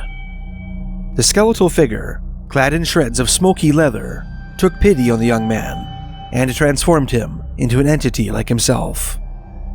He taught the husband how to fly through the air and how to feed himself on melted fat that was offered to him by Cree hunters. The husband was eventually captured by his own relations and nourished back into human form. Armed with powerful medicine he had obtained from his skeletal mentor, the young man tracked down his evil father-in-law and paralyzed him, initiating his slow and painful death by starvation. In a final story told by Adam Sakawoo, which has elements in common with a dwarf story told by Cummingday that appears in David Mandelbaum's 1979 treatise on the Plains Cree, a hunter named Crooked Moccasin encountered a bony spectre in a forest meadow. The figure proposed a wrestling match, waging their guns as the prize. He boasted that his own firearm never missed, but said that he wished to obtain a human musket as a gift for his father. After some hesitation, Crooked Moccasin agreed, and the two began to grapple.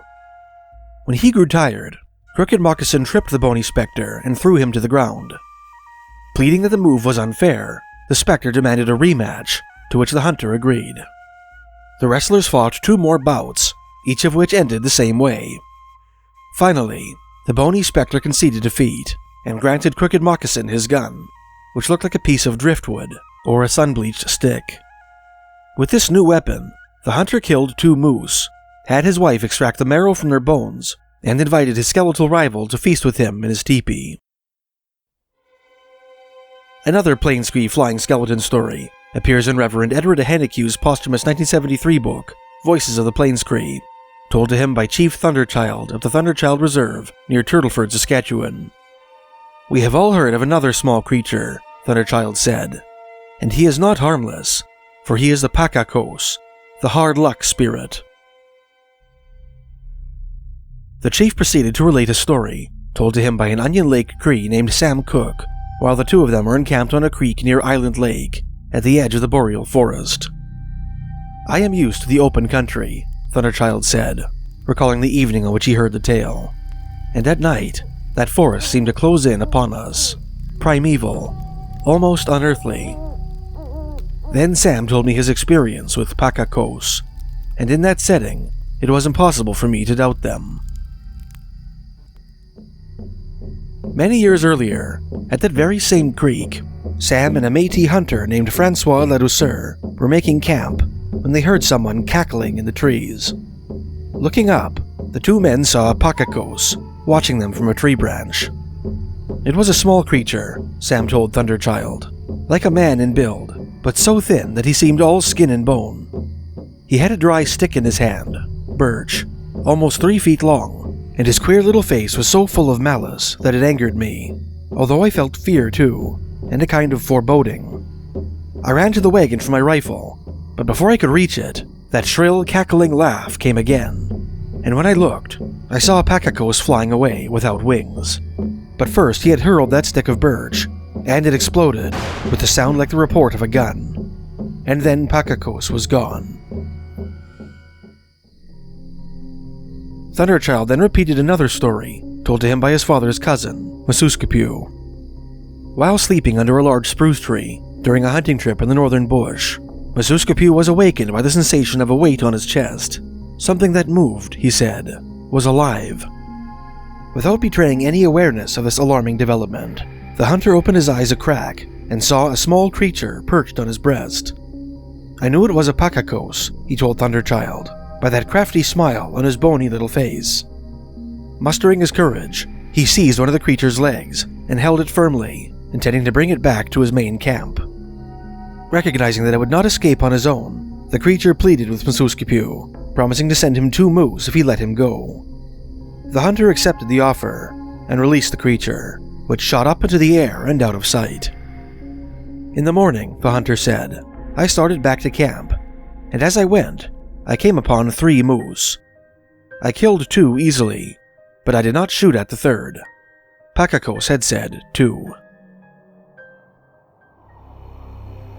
According to the late Albertan historian Hugh Dempsey, in his 2010 book Maskabatoon, the bygone Rocky Mountain Cree believed that the Pakakos haunted the Canadian Rockies, describing it as a skeleton figure that punished careless hunters. Another of Dempsey's books, entitled The Vengeful Wife and Other Blackfoot Stories, includes an old Blackfoot tale in which the skeletal ghost of a murdered woman haunted a blood Blackfoot named Heavy Collar. One dark night, while returning home from an unsuccessful horse raid, Heavy Collar had the misfortune to sleep beside the woman's skeleton, which lay in the grass near present-day Lethbridge, Alberta. The following day, the ghost woman, in skeletal form, sat herself beside his campfire and stretched out her bony legs towards him, prompting him to shoot her with his musket. In consequence, the spirit forbade Heavy Collar from returning to the place on pain of death.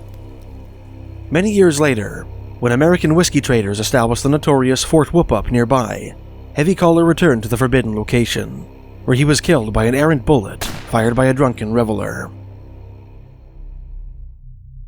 Further to the west, in British Columbia's interior plateau, the Thompson Indians have traditional stories about gaunt, human-like creatures said to haunt the North Cascade and Lillooet Mountains.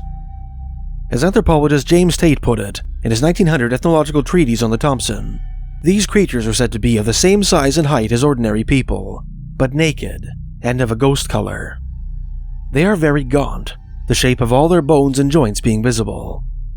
Their eyes are very large and round, and protrude from their heads. Like ghosts, they chase people, but are more persistent. Other native tribes across the country have old tales about skeletal man-eating entities, which were more numerous in the ancient past, which are typically given the name cannibals by anthropologists. One complex iteration of this motif is the Cree and Anishinaabe legend of the Wendigo, a subject which this author has explored in the past, and hopes to cover more thoroughly in the future. Of all the legendary monsters to inhabit the folklore of Canada's First Nations, the Thunderbird is perhaps the most ubiquitous. From the Mi'kmaq wigwams of the Maritimes to the Salish longhouses of the Pacific Northwest, to the Inuit igloos of the high Arctic, native dwellings across the country have borne witness to traditional tales of colossal raptors endowed with the ability to create thunder and lightning. Legendary predators with their own regional appellations, collectively referred to in anthropologia as Thunderbirds. In previous pieces, we have explored several Thunderbird stories belonging to the Cree, Canada's largest First Nation, comprised of vast divisions stretching from the prairies to the Canadian Shield. We delved into Plains Cree legends recorded by Canadian surveyor Henry Ewell Hind and American geologist Dr. Ferdinand Vanderveer Hayden, and touched on the story of a Thunderbird wing supposedly recovered by Plains Cree Indians from Hobbema, Alberta. In this piece, we will investigate more Cree tales of Canada's greatest winged monster. Ensconced within an endless wilderness of boreal forest and Precambrian rock, in the remote Canadian Shield of northwest Ontario, lies the Sandy Lake Indian Reserve, home to an independent Ojibwe First Nation, born from a union between the northern Ojibwe and the swampy Cree. Traditional tales of the Sandy Lake Ojibwe were collected by anthropologist James R. Stevens, who published them in his 1995 book, Sacred Legends. Stevens' native informants called the Thunderbird Bene-Si, or Bene-Siwak in the plural, and regarded it as the most powerful creature in the world. In one of the tales which Stevens recorded, a certain Thunderbird preyed on giant beavers that were said to inhabit the shores and islands of Wannemin Lake, Ontario in ancient times, eventually hunting them to extinction. Legend has it that the vermilion-colored clay which surrounds Wannemin Lake, as well as a slab of red rock which lies in the Pipestone River, owes its ruddy hue to the blood of a great beaver which was carried off by a Thunderbird long ago. In another Sandy Lake story, a family of Thunderbirds lived on a mountain peak which was perpetually enshrouded by dark clouds. These creatures hunted snakes, frogs, and toads by shooting lightning bolts at their earthen homes, forcing them to come out into the open. They were friendly to a mortal man who had married one of their daughters, a beautiful woman who could assume human form, and allowed him to live with them for a time on the mountaintop, even giving him wings so that he could accompany them on their hunting trips. They finally banished their son-in-law from their home when he brought beaver into the nest to eat, beaver teeth posing a hazard to Thunderbird feathers. In a third story which Stevens recorded, a female Thunderbird snatched up an Anishinaabe hunter and carried him to her nest on a high westerly mountain peak, intending to feed him to her chicks. Throughout the journey, the hunter repeatedly stabbed the Thunderbird with his spear, inflicting such damage that she finally fell dead shortly after arriving at the nest. Enraged, the Thunderbird's white-headed mate demanded that the hunter take care of his chicks while he hunted, on pain of death. The hunter agreed, but slaughtered the baby birds as soon as their father departed. The hunter proceeded to gut their mother Thunderbird, climb into her carcass, and use her body as a wingsuit, gliding down the mountainside and alighting softly on the forest floor below. That night, the sky turned black with evil-looking clouds, and lightning bolts rent the forest, as the male Thunderbird, having learned of the hunter's treachery, vented his rage in the world below. The Sandy Lake Ojibwe seemed to distinguish the Thunderbird from another avian predator which they called the Bird of Night, which sometimes swooped down on lone hunters who failed to return to camp after sundown, and carried them off into the darkness, never to be seen again. In another of Stevens' books, entitled Legends from the Forest, Sandy Lake elder Edward Ray told a story set near Island Lake, Manitoba, about 60 miles northwest of Sandy Lake. This tale accords with a strangely universal motif common to native folklore across the country, which holds that Thunderbirds have a hatred for enormous man-eating serpents. While hauling a load of freight to the Hudson's Bay Company post at Island Lake, a group of native voyageurs headed up a portage trail that lay in the shadow of a terrestrial eminence known as Snake Hill, a place rumored to be home to terrible serpents that were bigger than moose. During this grueling operation, which involved the transportation of one of the HPC's enormous York boats using ropes and rollers, one of the voyageurs, a young native with a reputation for daring, vanished into the woods. The leader of the party searched for signs of the missing man, and found his tracks heading in the direction of the Forbidden Hill. Evidently, the young man hoped to lay eyes on the monstrous reptiles that were said to dwell there. Certain that the voyageur would be killed by the hill's serpentine inmates, and concluding that a rescue operation was not worth the risk of losing more members of his brigade, the leader decided to abandon the young man to his fate. When the boy's father learned of his son's disappearance, he resolved to bring an end to the slithering menace that lurked at Snake Hill. Accompanied by his wife, he traveled up the Island Lake Portage Trail to the spot at which his son was last seen and pitched his tent, driving the stakes deep into the earth for protection from the wind. He proceeded to smoke his pipe and pray, asking the Thunderbirds to avenge his son. Just as the sun was going down that evening, Ray said, thunder clouds moved in, and lightning flashed. The lightning moved toward where they were camped. When night came, the Thunderbirds reached them overhead, and everything turned quiet. When the clouds came over Snake Hill, lightning started again, and it thundered all night long. The mother said, during the night, the ground shook so much from lightning hitting the Snake Hill, and it almost raised me off the ground. In sunup, all the clouds started to clear and float away. The father and mother took down their tent and went home. Sometime later, the father traveled to Snake Hill alone to inspect the damage wrought by the Thunderbirds. To his astonishment, the hill itself ceased to exist, having been reduced to a charred, smoking ruin bereft of trees. As he picked his way through the wasteland, which reeked of decaying flesh and blood, the father came across fragments of enormous snakes, which appeared to have been blown to pieces by lightning. The father went home, Ray concluded. His wish had been realized. No one would ever die there again. Northwest of the Canadian Shield, in the boreal forest of northern Manitoba, lies the historic domain of the woodland Cree, who also tell Thunderbird tales. One division of the woodland Cree is the Rock Cree, whose traditional homeland lies in Churchill River country in the northwestern corner of the province.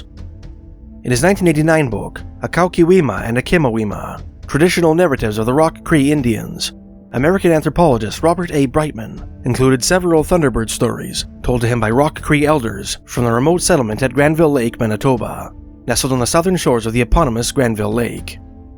One story, told to him in Cree by Henry and Angelique Linklater, appears to be a woodland Cree variation of the Sandy Lake tale of an Anishinaabe hunter who married a Thunderbird maiden and went to live with her relations on a mountaintop. In this story, two brothers discovered that, while they were out hunting, mysterious visitors snuck into their camp to perform domestic chores. These visitors proved to be Thunderbird maidens, whom the brothers eventually took as their wives. The younger brother regarded the older brother's wife as prettier than his own, and resolved to kill her out of jealousy. One day, the younger brother shot his sister-in-law in the ribs with an arrow when she was chopping wood, prompting both her and his own wife to flee into the woods. When the older brother returned home from hunting and learned what his younger brother had done, he scolded him and set out in search of his missing wife. With the help of an old woman who gave him directions and necessary tools, the older brother tracked his wounded wife and her sister to a peak in the Rocky Mountains where the Thunderbirds lived, where he prevailed upon them to return with him to their former camp. Further to the west, on the prairies of central Saskatchewan and Alberta, the Thunderbird legend endures in the campfire stories of the Plains Cree. American photographer and ethnographer Edward S. Curtis included one such tale in his posthumously published 1970 book, The North American Indian. In this traditional tale, a man who desired his brother's wife lured him onto a mountain slope on the pretext of hunting eagles, directing his attention to a hole in the rock before pushing him into it. When his body came to rest, the unfortunate Indian found himself sharing an enormous nest with a fledgling Thunderbird. The young raptor took a liking to the man and convinced his parents, who were notorious man-eaters, not to harm him. After spending 4 years with the Thunderbirds, which to them seemed like 4 days, the man returned to his people and taught them the songs of his feathered hosts. Another ethnologist to put Plains Cree Thunderbird tales to pen was Reverend Edward Aheneque, an Anglican priest of Plains Cree extraction. In his posthumous 1973 book, Voices of the Plains Cree, he included an old Thunderbird tale related to him by Chief Thunderchild at the reserve near Turtleford, Saskatchewan. Peyasu is the name we give to great birds that are usually invisible and enormous in size, the rulers of the universe, from whose eyes come the flashes of lightning, and from whose throats the thunder that rumbles or tears the firmament. The deep-toned ones are the old birds, those with piercing peals the young. Sometimes in their anger with a mortal, they slay him with the fire of their eyes, but that is only in the summer, for they migrate south in wintertime, like birds of lesser worth. Long ago, I was told the story of a great struggle between Payasu and a huge serpent. A band of Indians witnessed it as they traveled on the prairies to the south. At first, they saw what seemed to be only a small cloud above a lake, but then a flash of lightning came from the cloud, down into the water, and they saw a wriggling giant serpent being lifted towards the sky. It went up and then down again while they watched, and they knew that they were witnessing a struggle between a snake and a Payasu. The bird's thunder cry was piercing, not deep-toned, and they realized that Payasu was young and beginning to tire. The struggle went on, but it was lower and lower to the water, until the snake was returned partly to its own element. Then the water was hurled in a great spout upwards, and both combatants were submerged. The snake had pulled Payasu quite below the surface. Ever since then, the waters of that lake have rumbled, for the struggle still goes on. That is why the lake is called the Waters That Rumble. My great-grandmother once saw a Payasu. It was beautiful, she told her grandchildren. Its eyes flashed, and the low rumbling of the thunder came from its throat. Its plumage was like the rainbow, the colors so bright that they cast their reflection on all the land about. Curiously, the description of the Thunderbird's plumage having rainbow hues evokes a brief passage from one of the letters of George Nelson, a fur trader who managed a succession of trading posts throughout what is now northern Saskatchewan and Manitoba in the early 1800s. Nelson wrote that his woodland Cree clients claimed that the spirit of the Thunderbird, which sometimes visited fortunate Indians in their sleep, appeared in the form of a beautiful peacock. Ehenekyu included another Plains Cree Thunderbird story in a 1929 article for the Journal of American Folklore, featuring Wechuge, a legendary Cree hero and trickster. Wechuge was happy with his beautiful wife, Ehenekyu began, but life is not all happiness. It was now springtime, and Wechuge noticed that something was troubling his wife. She still loved him, he knew, but she seemed nervous, and her appetite had failed her. He was very anxious, and at last made up his mind to ask her if there was anything on her mind. This he did one day. She replied to his question, "I'm afraid. Not so much for myself, but because I love you so well, and your life is in great danger. Very soon now, one who has loved me since I was a little girl will be here. He is terrible and will kill you." Wechuge felt elation rather than dismay at this reply. He knew now that his wife's love for him was real, and he was ready to meet any danger that might come his way. "What happens when he approaches?" he asked her. "A black cloud comes from the west. There is a great wind, and lightning pieces through the clouds in all directions. Then a low rumbling noise." At this moment she paused, for they both heard the noise, distant and ominous. Her face was pale as death, and he took her hand.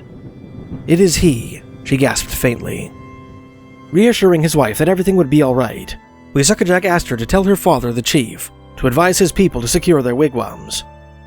While his wife went about her errand, the trickster sat down and awaited the Thunderbird's arrival. With startling suddenness, Ehenekyu wrote, the storm struck the camp. Payasu, the Thunderbird, arrived.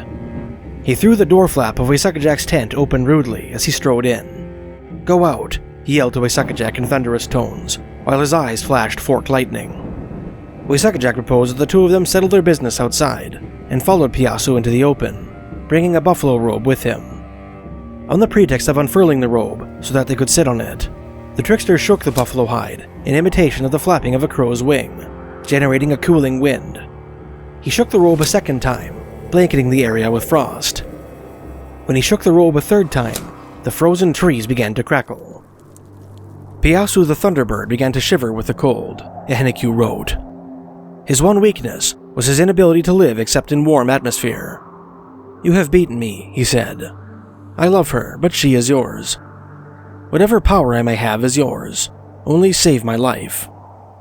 With a fourth flap of his buffalo robe, Wechuge brought warmth back to the country.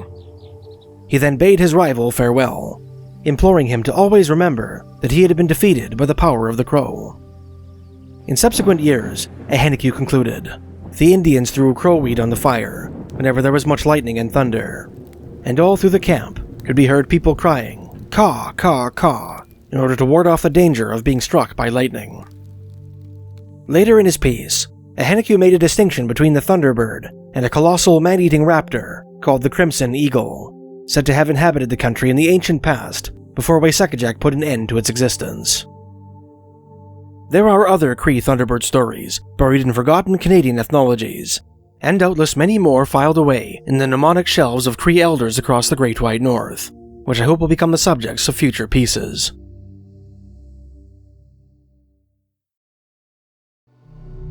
On the night before Halloween, 2022, I was contacted by a man named Perry Peters, no known relation, who told me about a strange experience he had when he was about 12 or 13 years old, in the early mid-1980s. We lived in the Santa Cruz Mountains of California, he wrote, and were lucky enough to have a redwood forest as our backyard playground. I was staying over at a friend's house one night. We'd gone off on an adventure, and were returning to his house around 11 p.m. We had about a 2-mile walk down a very dark road through the woods to get there. Almost immediately, there was this feeling of dread that kicked in. It was too dark and too quiet. I remember the sound of our footsteps and voices sounded muffled, like walking through a soundproof studio or something. The left side of the road had a hill going up, and the right side dropped off downhill. About 50 feet down on the right side, we heard a pretty loud snapping sound, like a large stick being stepped on. We mentioned it and just kept going. About a minute later, we heard another one, slightly closer up the hill. This time we stopped and listened. Nothing. Just absolute silence. So we kept walking, and the feeling of dread or fear was getting more and more intense. Then a third stick snapped, about 30 feet down the hill, always directly beside us. We both acknowledged it and walked a little faster.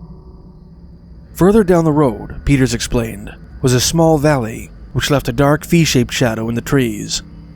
When they reached the start of this declivity, both boys simultaneously looked up and to the right, compelled perhaps by some imperceptible sound, movement, or sensation. To their horror, they found themselves staring at the enormous head of a buck deer protruding from the trees, its tremendous antlers disappearing up into the foliage. Peters estimated that the animal's cranium measured an astounding 6 feet from nose to back. The bottom of its chin was 3 or 4 feet above our heads, he told me, and only about 10 feet away from us. We both screamed and started running. After only about 30 feet, he continued, we both looked over our shoulders, and it was gone. The massive head and antlers had simply vanished.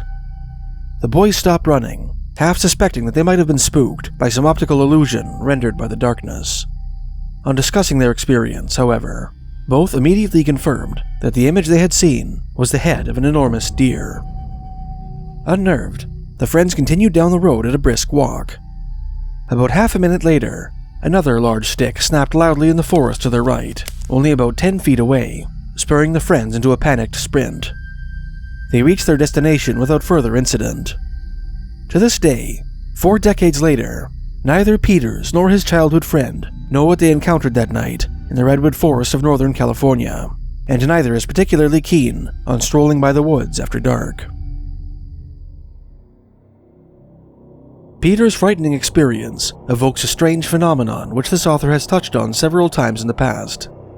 On April 2nd, 2020, I published the equally disturbing encounter of my friend and fellow creator Mateo Arguello, who runs the YouTube channel Modern Explorer.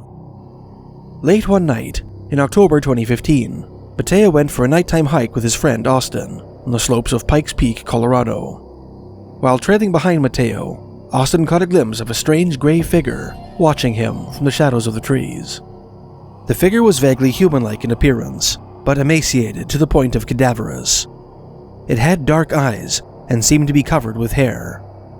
Its most alarming characteristics, however, were its 2 deer-like antlers, which seemed to sprout from the temporal bones of its skull.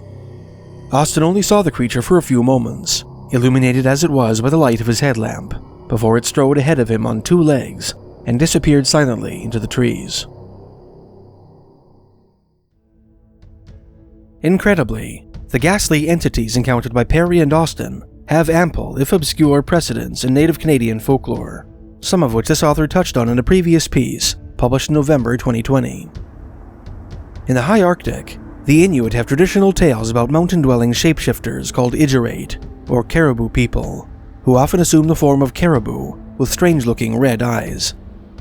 And in south-central British Columbia, the Okanagan Indians tell campfire stories about creatures called Soni-apus, or devils, which were said to have the bodies of men, the heads of deer, human-like faces, and the wings of a bat. Dragging such creatures from the misty confines of oral tradition into the light of the present are a series of unnerving sightings made in central Alberta, Canada in 2018. These bizarre cases were documented by an anomalous cryptozoologist on a blog named after the subject of the encounters, which the chronicler dubbed the Alberta Deerman. One of the 5 sightings detailed on the website was made by a married couple in the spring of 2018. One foggy day, while driving on the Alberta Range Road 225 in the county of Lacombe, the husband and wife came upon a deer, which they narrowly managed to avoid hitting. To their astonishment, the creature reared up on its hind legs and walked off into the mist. In the 5 years which have followed my coverage of these stories, I've uncovered 2 more native legends which accord with the disturbing notion that humanoid deer might prowl the Canadian wilderness. In his 1926 book, Kootenai Wise Stories, Montanian ethnographer Frank Bird Linderman included an old Kootenai Indian legend from the Canadian Rockies and the Kootenai Rockies regarding what his informants called the deer persons. This story was related to him by an old Kootenai medicine man named Two Comes Over the Hill, to whose lodge he was invited through the intercession of his friend, a wizened elder called Walks in the Water. "Listen," said the storyteller. "Long ago, the deer persons were bad. Everybody was afraid of the deer's teeth, for he had many, and both jaws were full of them in those days. You have seen the teeth of the deer. You know that he has no front teeth on his upper jaw, and that there is only empty space all the way to the teeth far back. Besides this, you know that the deer has a few front teeth on its lower jaw, edged like knives, and that between them and the teeth far back, there are none at all. Well, once, both jaws of the deer person were filled with teeth, like those he has today, only the ones that are missing were many times larger and much sharper. They grew where he has no teeth today." The medicine man proceeded to relate a traditional tale in which Skincoots the coyote, while napping in the forest, was approached by a deer person who intended to eat him. Roused by the sound of the deer person's hooves on the forest floor, Skincoots awoke and began grappling with the antlered predator. The coyote thrust his hands into the deer person's mouth and twisted out all its teeth, save for its molars and lower incisors. Now thoroughly cowed, the deer person shrank from its would-be prey and transformed into the timid, docile animal we know today. Far to the east of traditional Kootenai haunts, in the rugged wilds of the Labrador Peninsula, the Innu or Montagnais Indians also tell traditional tales about humanoid cervids. In a 1925 treatise for the Journal of American Folklore, American anthropologist Frank Goldsmith Speck included an old story from Lac Saint Jean, Quebec, featuring a mysterious character whom his informant called Atekwabeo, or Caribou Man. Originally an Escapi Indian from the area of Sept-Îles, on the northern shores of the St. Lawrence Delta, this man went to live with a herd of caribou when he was about 21 years old, and became one of them. Atekwabeo, Caribou Man, Speck wrote, was the youngest of 4 brothers. They were hunting caribou, and were following a herd near which they camped one night in an open shelter. That night, he dreamed that a female caribou came from the herd and spoke to him, and called him to live with the caribous as her husband. The next morning, Atekwabeo left camp alone and went to the place indicated in his dream. There, he saw a caribou doe, which appeared to be waiting for him. He approached her, and when he reached her, she led him to where 3 other caribou stood, evidently watching as scouts. They led him away and joined the herd. Atekwabeo thenceforth lived with the caribou. He still lives, eating the moss just as the deer do. He wanders with them from place to place, sometimes riding on the back of a big buck. His clothing is of caribou skin. When he needs clothing, they permit him to kill several for the purpose. His offspring are caribou like the rest. At night he lies down, and some of them lie close to him to keep him warm. Thus he survives year after year, passing his life with the deer as one of them, and as their chief and protector. Atekwabio is occasionally seen by the Indians. When they are hunting caribou and encounter his herd, they refrain from killing the deer. Several times, people have had conversations with him. It is reported among the Indians that this strange being was last seen several years ago by Montagnais hunters, led by an old man named Saint-Onge from Brisimy. The place of the encounter was up near Lake Michicamo. In a footnote, Speck wrote that the Caribou Man was also familiar to local French Canadians, who referred to him as Le Roi de Caribou, or the Caribou King. According to several of my readers, there are other Deerman stories endemic to the United States, including the legend of the Deer Woman of Ponca City, Oklahoma, who is a deer from the waist down and a woman from the waist up, and tales of a cervid humanoid, which is said to have been spotted in southern Maine in the 1920s and 30s. If you have your own Deerman story, please feel free to share it in the comments below.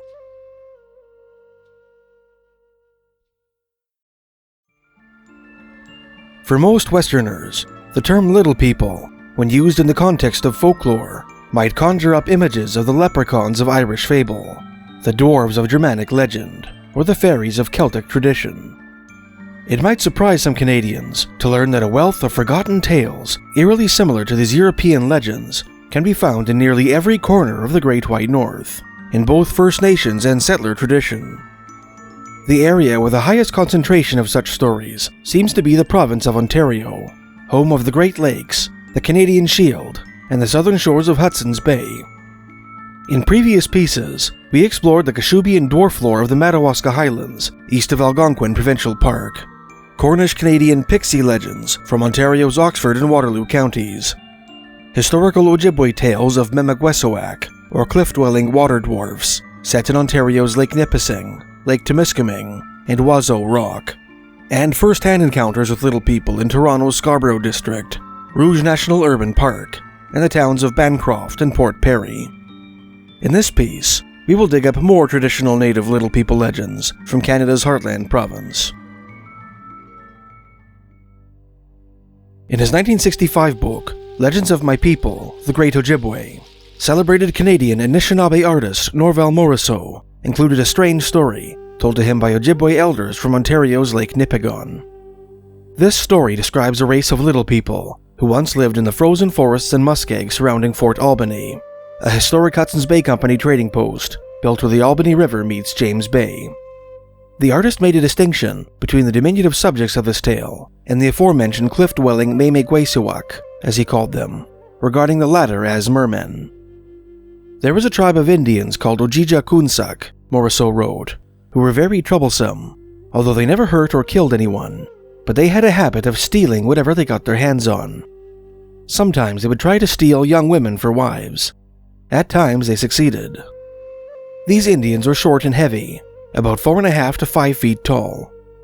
In their tribe, they had a chief who was a troublemaker. This chief advised all his men to go among the Ojibwe and steal and make trouble. The Ojibwe finally laid down the law and made them stop these troublesome habits and showed them that the Ojibwe word was to be obeyed, or they would kill all their tribe, sparing no one. From that day, no Ojibwe ever bothered the Ojibwe again, for the Ojibwe were their masters, and the law of the Ojibwe had to be respected. Absent of any references to otherworldly powers or inhuman qualities, this story seems to indicate that the Ojibwe were Pygmies, unusually short but otherwise prosaic human beings, and not the mysterious preternatural entities which populate the bulk of native dwarf legends. The distinction between these two different creatures is not always so clearly delineated. In their 1962 book, Ojibwe Myths and Legends, folklorist Sister Bernard Coleman, Ellen Frogner, and Estelle Ike used the word pygmy to denote the little people of the water, thickets, woods, and cliffs. In other words, the Memaguesoak, whom Morrisseau regarded as mermen.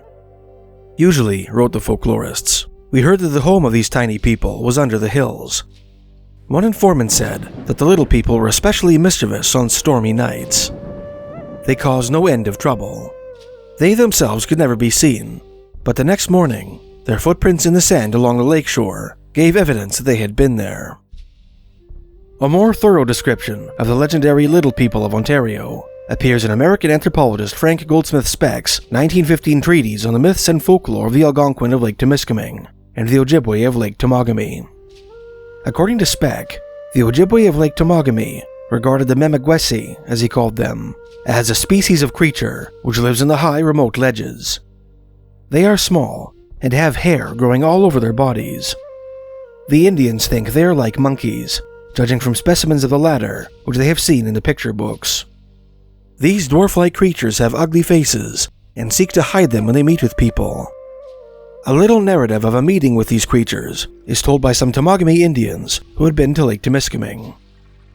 The Indians were passing a high ledge of rock a few miles below Haileybury, where the water was very deep and where they had set their nets. They found that somebody had been stealing fish. They proceeded to watch the nets and soon saw 3 Memegwesi come out, astride of an old log for a canoe, using sticks for paddles. The Indians pursued them, the fairies meanwhile hiding their faces. Finally, the Indians caught one. Then one Indian said, "Look behind." When the fairy turned quickly, they caught a glimpse of how ugly he was. The Indians then took a knife from this fairy, and the rest disappeared, riding their log through the rock wall to the inside, where they could be heard crying, as this is where they lived. The Indians then threw the knife at the rock, and it went right through to the inside to its owner. A nearly identical story appears in folklorist Wayne M. Cucci's 2000 book, Some Legends and Myths of the Nipissing Tribal Indians, set in the rocky, forested wilderness south of present-day Sudbury, Ontario. This tale was related by Ernest Cucci, a Nipissing Ojibwe elder who died in 1986 at the age of 99. Many years ago, Cucci said, a band of Ojibwes who lived in the French River area just south of Nipissing made their living from net fishing. In one particular season, a rash of thefts occurred on their fishing nets. To stop this, the Ojibwes decided to stay overnight near their nets in order to catch the thieves. So they did this. Then, as darkness settled upon them, they noticed some canoes approaching their nets. It was the thieves coming to rob the nets again. The Ojibwe fishermen jumped into their canoes and headed out across the water to catch the culprits. But as they approached the thieves, they were quickly noticed. Immediately, the thieves turned their canoes and headed back in the direction from which they came. The Ojibwe fishermen pursued them to a steep rock cliff on the south shores of Lake Nipissing called Cross Point. The fleeing canoes began heading towards the huge cliff. Believing that they had the thieves cornered, the Ojibwes pursued them with great confidence. Then suddenly, the cliff opened up, and the mysterious thieves paddled into this opening. And as suddenly as it opened, the cliff closed, leaving the Ojibwes aghast. The Ojibwe fishermen had been chasing members of a legendary ghost tribe called Memegwesuk. A third story, bearing a remarkable resemblance to the previous 2 tales, was recorded by the celebrated New Zealand-Canadian anthropologist Diamond Gennis and published in a 1935 paper for the Canadian Department of Mines. These tales derive from the Ojibwe of Perry Island, the latter being a large isle in Lake Huron's Georgian Bay, abutting the eponymous Perry Sound. Like Norval Morisseau, Gennis's informants believed that more than one variety of little person haunted the rocks and streams of the Canadian Shield. One of these was the Memegwesi, which Gennis called a friendly Manido, or benevolent preternatural entity. They may play pranks on the Indians, Gennis wrote, but never harm them. A Perry Island Indian on his way to Depot Harbor saw a Memegwesi going down a creek. It had the outline of a man, but only its face was visible, its body being concealed beneath a huge growth of whiskers. Gennis proceeded to relate a story told to him by a 70-year-old Ojibwe man named John Manitowaba. At the north end of Perry Sound, the elder said, in what white men call Split Rock Channel, there was a crag, known to the Indians as Memegwesi's Crag. Some natives once set nightlines there, but their trout were always stolen. At last, one of the men sat up all night to watch for the thief. At dawn, he saw a stone boat approaching, manned by 2 Memegwesi, one a woman, and the other bearded like a monkey. The watcher awakened his companions, and they pursued the stone boat, which turned and made for the crag. Just as the thieves reached it, the woman turned around and called to the Indians, "Now you know who stole your trout. Whenever you want calmer weather, give us some tobacco, for this is our home." The boat and its occupants then entered the crag and disappeared. But the Indians still offer tobacco to these Wemagwese whenever they pass their home. The same folkloric motif, in which bereaved fishermen chase a canoe of little people into the rock of a cliff, also appears in the traditions of the Plains Cree, one iteration having been recorded by American anthropologist Alanson Buck Skinner in a 1916 article for the Journal of American Folklore, which this author reproduced in a previous piece. Curiously, the more general notion that mysterious little people live inside rocks, an almost universal theme in Ojibwe and Cree tradition, is also present in Icelandic tales of the Huldufolk, or hidden people, whom legend says abide within the volcanic basalt that blankets the land of fire and ice. As mentioned, Diamond Genesis Perry Island informants believed that more than one type of little person dwelled in the Ontario wilderness. In addition to the Wemagwese, the Perry Island Ojibwe believed in the existence of diminutive entities called Bagudzi Anishinaabe, or Little Wild Indians, which share many elements in common with the fairies of Newfoundland folklore, and in a kindred spirit for which the natives did not have a name. The nameless Manidos used red foxes as their hunting dogs, and imprints of their tiny feet can sometimes be found on rocks, impressed into the hard surface in the prehistoric past. The Little Wild Indians, Genis wrote, are dwarfs that do no harm, but play innumerable pranks on human beings. Though small, no larger in fact than a little child, they are immensely strong. Sometimes they shake the poles of a wigwam, or throw pebbles on its roof, or they steal a knife from a man's side and hide it in his lodge, so that later he wonders how it came there. Often, an Indian will eat and still feel unsatisfied. He wonders how he can eat so much and still be hungry, for the dwarfs, unseen, are stealing the food from his dish. Occasionally, you hear the reports of their guns, but cannot see either the dwarfs or their tracks. Yet Pegamagabo once saw their tracks, like those of a tiny baby, on a muddy road on Perry Island. Certain dwarfs haunt a crevasse in a rock on French River, where they sometimes make themselves visible. If you throw them some food, they disappear. The Little Wild Indians are the brownies of Perry Island mythology, except that the adults believe in their existence no less than the children. Another Ontario Little People story appears in the writings of Colonel George E. Laidlaw, a Canadian Army cavalry officer and amateur archaeologist who fought in the Northwest Rebellion and the Boer War, not to be confused with his father, an accomplished Scots-Canadian railwayman of the same name. In his 1915 book, Ojibwe Myths and Tales, Laidlaw included an old Ojibwe story about diminutive beings called Nimaki. Once, a long time ago, he wrote, before the white man came to Canada, an Indian struck out through the bush to hunt. It came on a storm, and he took a line for camp, which was by a little lake away up north. It came on worse, and the Indian crawled under a projecting pine tree. He saw the lightning strike several trees, and looking very closely at one tree that was struck, he saw a little man, about 2 feet high, standing by one side of the tree. And looking again at the tree, he saw another little man standing at the other side of the struck tree. Both these men were fine little fellows, all black and shining, and are called Nimaki, or Thunder. They climbed up in the air like they were climbing ladders, and disappeared. After they went up, more lightning came down. These little men set the lightning at the trees and make the thunder. Interestingly, Laidlaw's description of the Nimaki having black complexions evokes the testimony of a stony hunter and medicine man named Hector Crawler, who claimed to have encountered little people while hunting in the Rocky Mountains sometime in the late 1800s. According to Banff-based interpreter Norman Luxton, whose words were recorded by Canadian ethnographer Marius Barbeau in his 1960 book, Indian Days in the Western Prairies, a certain time when he was in the mountains, when alone, Crawler saw what he called little black men, describing them to me as elfish, not fairy forms. He described them to me as elves, wearing little plug hats and cutaway coats.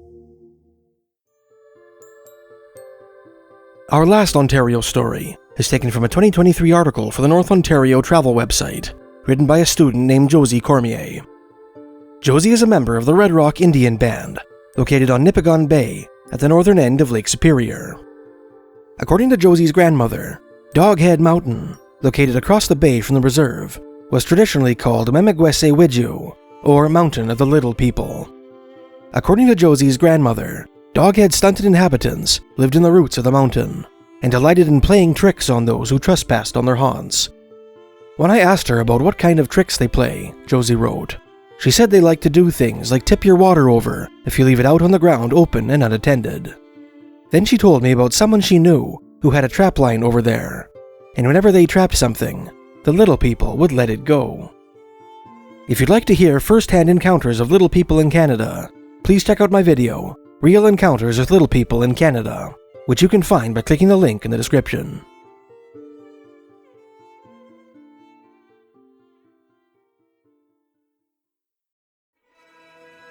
According to the oral traditions of Canada's Cree and Anishinaabe nations, an evil spirit haunts the boreal forests.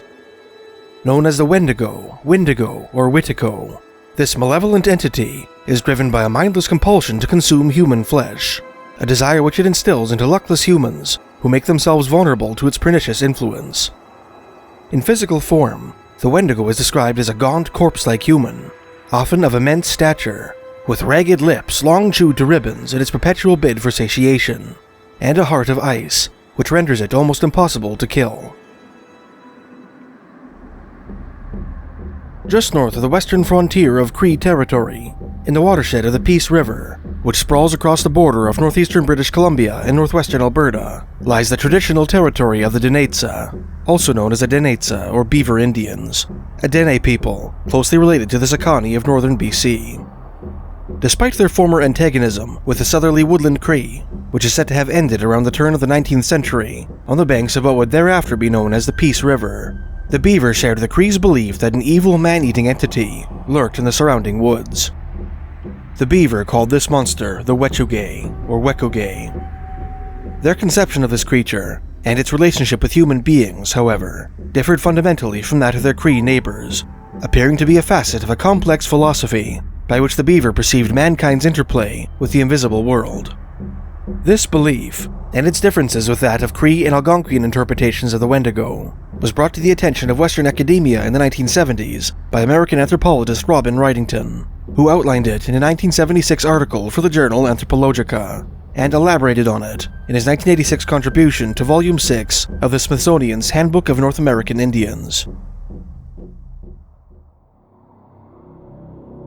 Although Wrightington did not articulate this idea in his articles, the Dunne-za belief in the Wechuge, and the wider belief system of which it is a part, seems to be a coalescence of three different folkloric motifs common to many First Nations across Canada. The first is the notion that enormous monsters once roamed the northern wilderness in ancient times, devouring any human beings they came across. These monsters were eventually either killed or transformed into their present forms by a pair of legendary twins or a lone cultural hero, in Dunne-za tradition, a figure named Saya. The idea of giant man-eating monsters, Wrightington wrote in his 1976 article, is deeply ingrained in Dunne-za mythology, as it is in that of the Algonquians. Dunne-za myth cycles tell of a time when giant animals hunted and ate people. These animals behaved like people, and the people were compelled to be their game. They are referred to as Wolverine person, Spider person, Beaver person, Frog person, etc. Although they were all overcome and transformed into their present form by the culture hero, their power is still in existence. Other monsters which belong to this prehistoric menagerie include the Thunderbird, a giant eagle from whose beating wings issue claps of thunder and from whose eyes flash bolts of lightning, a colossal frog, a giant wolf with shining teeth, an enormous snake, and a huge fish. The second idea, of which this multifaceted legend appears to be an amalgam, is the concept of the Vision Quest, a practice common to many First Nations across the Great White North. Traditionally, young Native men or women, desirous of obtaining preternatural assistance, went into the wilderness alone, praying and fasting, in the hope that a non-human spirit would confer its power upon them.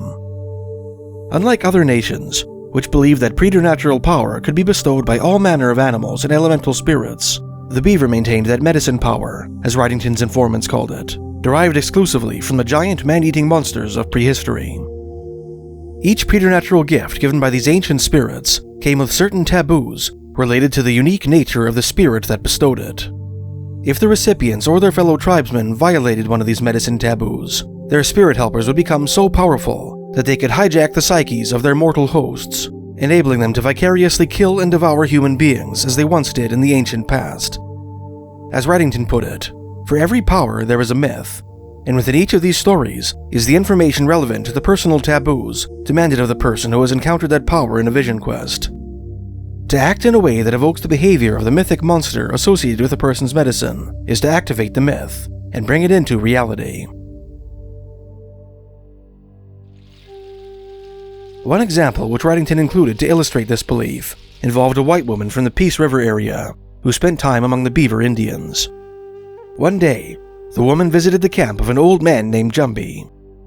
Unbeknownst to the visitor, Jumby had obtained the guardianship of the Thunderbird spirit during a vision quest in his youth, and was thus burdened with the medicine taboos associated with that legendary raptor.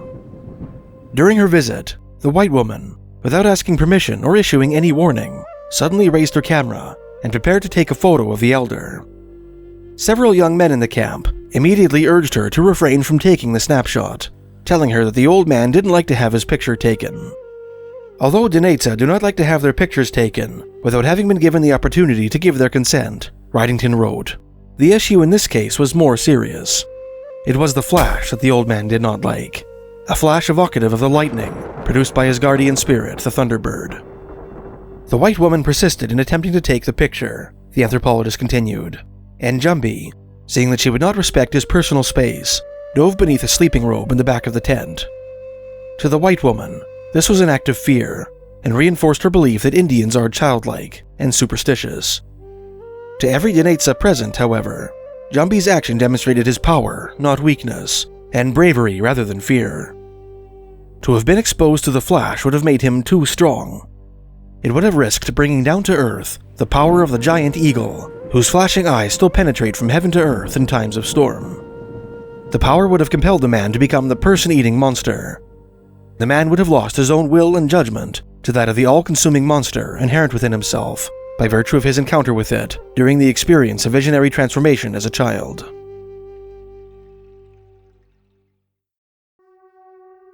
Wrightington went on to relate another incident in which he himself accidentally committed a similar transgression.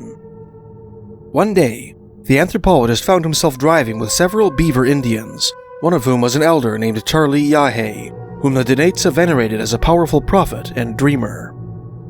Unbeknownst to Wrightington, Yahe's personal daemon was Spider Person, one of the ancient man-eating monsters that once prowled the wilderness in search of human flesh. Legend has it that, in the mists of prehistory, Spider Person lured human beings to its nest on a high mountain by whirling around a piece of wood attached to a length of spider silk, a sort of bull roarer which produced an alluring hum. The creature pounced on those who succumbed to its spidery music and killed them by sucking out their bodily fluids. Due to the method by which it attracted its prey, vision questers who harnessed the spirit of this ancient arachnid were forbidden from listening to music produced by stringed instruments. To make sound in a similar way, Wrightington wrote, would bring the mythic monster back from then and there to here and now. The Spider-Man within the human being would become too strong, and all the people would be in danger.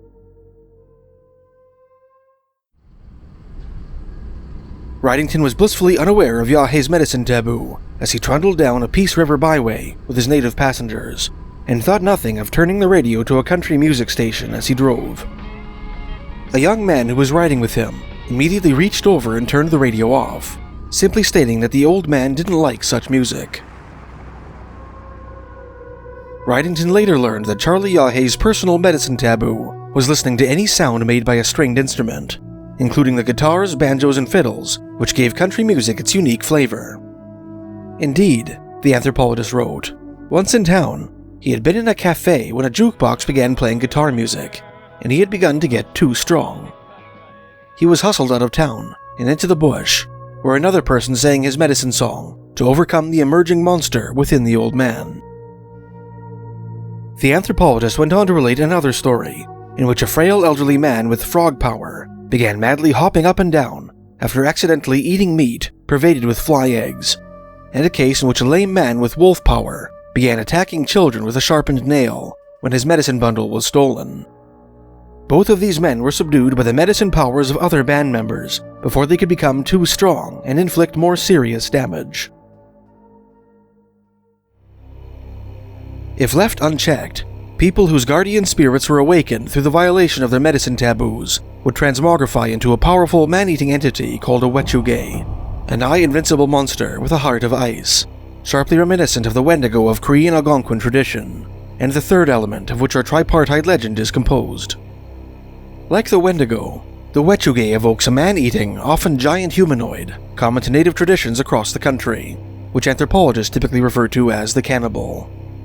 Despite that this creature is frequently included among the ranks of the giant anthropophagic predators that roamed the wilderness when the world was young, and is regarded as a potential guardian spirit in many First Nations traditions, Wrightington made it clear that the Wechuge of Beaver lore was not simply one of the ancient man-eaters whose powers vision questers could harness, but rather an entity into which all man-eating spirits would transform through the medium of their human hosts. As mentioned, the transformation of a human into a Wechuge was said to be triggered by a violation of the person's medicine taboo. The person afflicted would begin to exhibit behaviors associated with the guardian spirit whose powers had been given free rein to amplify. People imbued with the frog spirit, for example, might begin jumping up and down like the old man aforementioned, and those possessing the wolf spirit might begin filing objects into incisor-like weapons, like the lame man previously described. At this stage, it was still possible to mitigate the power of the guardian spirit and bring the victim back from the brink of total metamorphosis. To do this, Wrightington wrote his 1986 piece, Another person used his medicines to overcome the strength of the monster. He faced Wechuge and sang his own songs. He might even wrestle with him, and then cover him with his own medicine robe. If these remedies were not adopted, the afflicted person would begin to bite off his own lips, initiating the final stage of his metamorphosis into a Wechuge. The flesh thus eaten turned to ice within him, Wrightington wrote. Once fully transformed, the Wechuge would begin hunting down and devouring other people, like the giant man-eating monsters of old. The creature could only be killed by being burned alive in a fire for 7 days, until all the ice within it had melted. The Beaver Indians have several traditional stories about fully transformed Wechuge who terrorized their ancestors throughout history. In one story, which Wrightington reproduced in his 1976 article, a Wechuge once lured a Dunne-za hunter outside of his lodge one night by calling his name. The creature snatched its unfortunate victim, strangled him, and carried him off into the woods to eat. When they discovered what had transpired, the man's kinsmen formed a rescue party and followed the creature's tracks into the forest. They found the Wechuge roasting the hunter's gutted carcass on a spit over an open fire. In the ensuing battle, in which one rash young beaver brave was killed, the Dunne-za warriors managed to push the monster onto its own campfire. They held him there for 7 days, feeding the fire all the while, until his icy corpse was reduced to ashes. In his 1976 piece, Wrightington briefly alluded to a full Wechuge transformation, which was said to have occurred in the late 1800s to a man named Tsagute, or Tsakute, who killed and ate his fellow tribesmen before retreating to the bush. Some of this monster's victims were the parents of Wrightington's oldest informants, and memories of the tragedy were still fresh in their minds when the anthropologists recorded their stories in the 1970s. As is the case with other universal folktales, in which different folkloric traditions ascribe different causal agents to the same mysterious phenomena, the differences between the beaver legend of the Wechuge and the Cree and Algonquian legends of the Wendigo only serve to bolster the disturbing notion that a man-eating demon haunts the woods of northern Canada.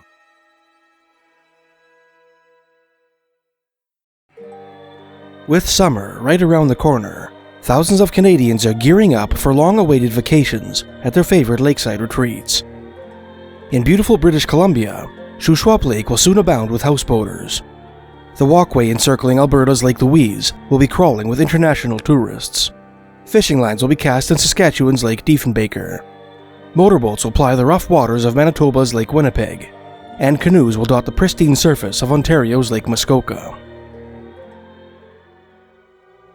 As they water ski, paddleboard, or float under the summer sun, some recreationists will be struck by the unnerving notion that something huge is lurking in the water beneath them, observing them from concealment in the shadows. A formless wariness, which perhaps harkens back to a primitive age when indiscretion in open water could carry lethal consequences.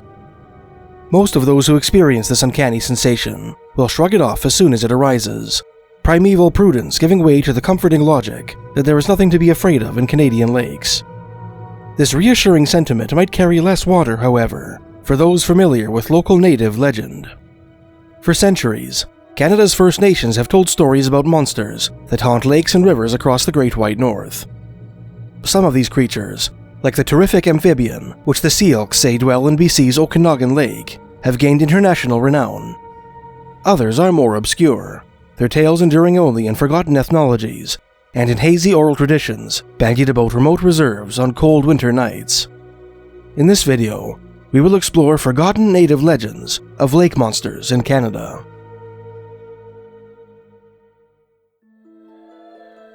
At the southwestern end of Vancouver Island, British Columbia, about 20 kilometers south of the city of Duncan, lies beautiful, pristine Shawnigan Lake.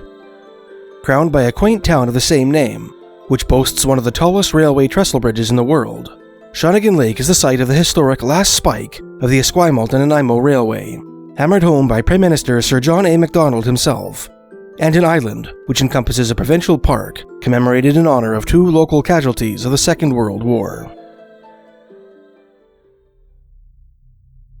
This beautiful body of water was referenced briefly in the 1876 book, The Races of Mankind, written by Scots-Canadian botanist and explorer Robert Brown, who led the Vancouver Island exploring expedition of 1864.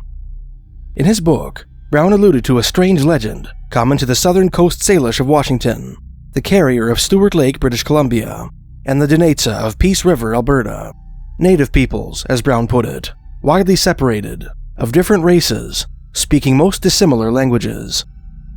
According to this oddly universal legend, great monsters once terrorized locals in the ancient past, destroying their villages and compelling them to erect scaffolds to sleep on, or even houses on platforms in shallow lakes, like the old lake dwellers in Switzerland and other parts of Europe.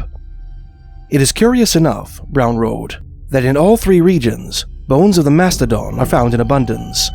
And though possibly the tradition may have originated in a desire to account for the presence of these remains, yet I think it is more than probable that both these traditions are only the fragmentary remembrance, handed down from generation to generation, to a time when this animal was contemporary with man, as recent discoveries have left little doubt that it was. Brown went on to write, "The Indians are unwilling to approach Shawnigan Lake in the southern section of Vancouver Island, declaring that it is haunted by some great animal." Any taboo surrounding Shawnigan Lake, and any local belief that a monster might haunt its depths, seems to have long since evaporated like the smoke of a Cowichan campfire. Today, Shawnigan Lake is a popular destination for swimmers and boaters blissfully unaware of the legendary monster once believed to haunt their favorite summer retreat.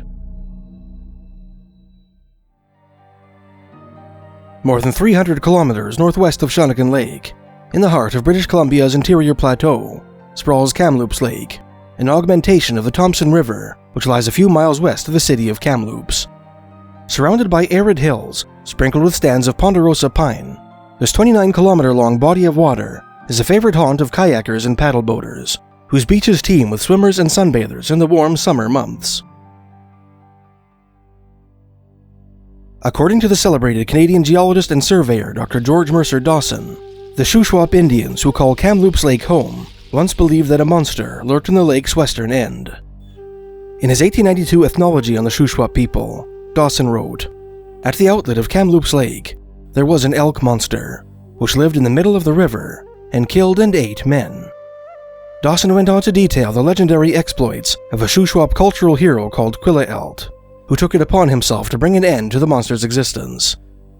Quilla-elt built a raft and floated down Kamloops Lake towards the monster's fluvial lair. Predictably, the giant elk attacked the raft and swallowed Quilla-elt whole. Prepared for this eventuality, the hero drew his knife and stabbed the monster's heart from inside its gullet. That accomplished, he cut his way out of the dying animal, tied the carcass to his raft, and towed it to shore. His friends proceeded to butcher the giant cervid, and that night, an enormous feast was held on the banks of the Thompson River. Following Quilla Elk's extraordinary feat, elk became the regular-sized animals they are today, which are hunted by men rather than the other way around. While there does not seem to be a general modern belief that Kamloops Lake is home to a creature absent from regional fishing brochures, the lake was the site of at least one bizarre incident, hinting at the possibility that the old Shuswap legend might have a kernel of truth to it. In his 1998 book, In the Domain of Lake Monsters, Canadian cryptozoologist John Kirk briefly alluded to a strange sighting made by Gord Anderson of New Westminster and Mike Tarchuk of North Kamloops on August 14, 1966. In a report published in the Kamloops Daily Sentinel, Kirk wrote, "The men claimed they witnessed a muddy-colored, 8 to 10 foot long animal with 3 humps swimming a mere 100 feet from their position on shore. The humps would emerge and remain above the water for 3 to 4 second intervals before sinking and repeating the whole exercise a number of times. The witnesses, who claimed to have watched the animal through binoculars, described the creature as being eel-like in appearance." Kirk likely drew this information from the writings of Mary Moon, an early authority on Okanagan Lake's legendary Ogopogo.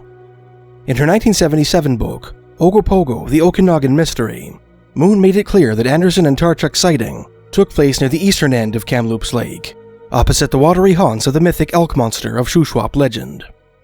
"We couldn't see it too well, because we were looking directly into the sun's reflection on the lake's smooth surface," Moon quoted Anderson as having said. "As it went by, it left a trail or wake just like a boat, but there were no boats in the area, and it wasn't a tree floating in the water either. Whatever it was, it must have been huge, because as it passed, waves about 6 inches high splashed up on the shore. The rest of the lake was calm." Nearly 700 kilometers northeast of Kamloops Lake, at the edge of Alberta's boreal forest, in the desolate center of a rough triangle bounded by the towns of Athabasca, Lac La Biche, and Smoky Lake, lies a nondescript body of water called Buffalo Lake, not to be confused with a better-known lake of the same name, northeast of Red Deer, Alberta. Since 1951, this remote 5-kilometer-long stretch of water, which remains unnamed on all current digital maps, has served as the home of the Buffalo Lake Métis Settlement, one of 8 Métis settlements in the province.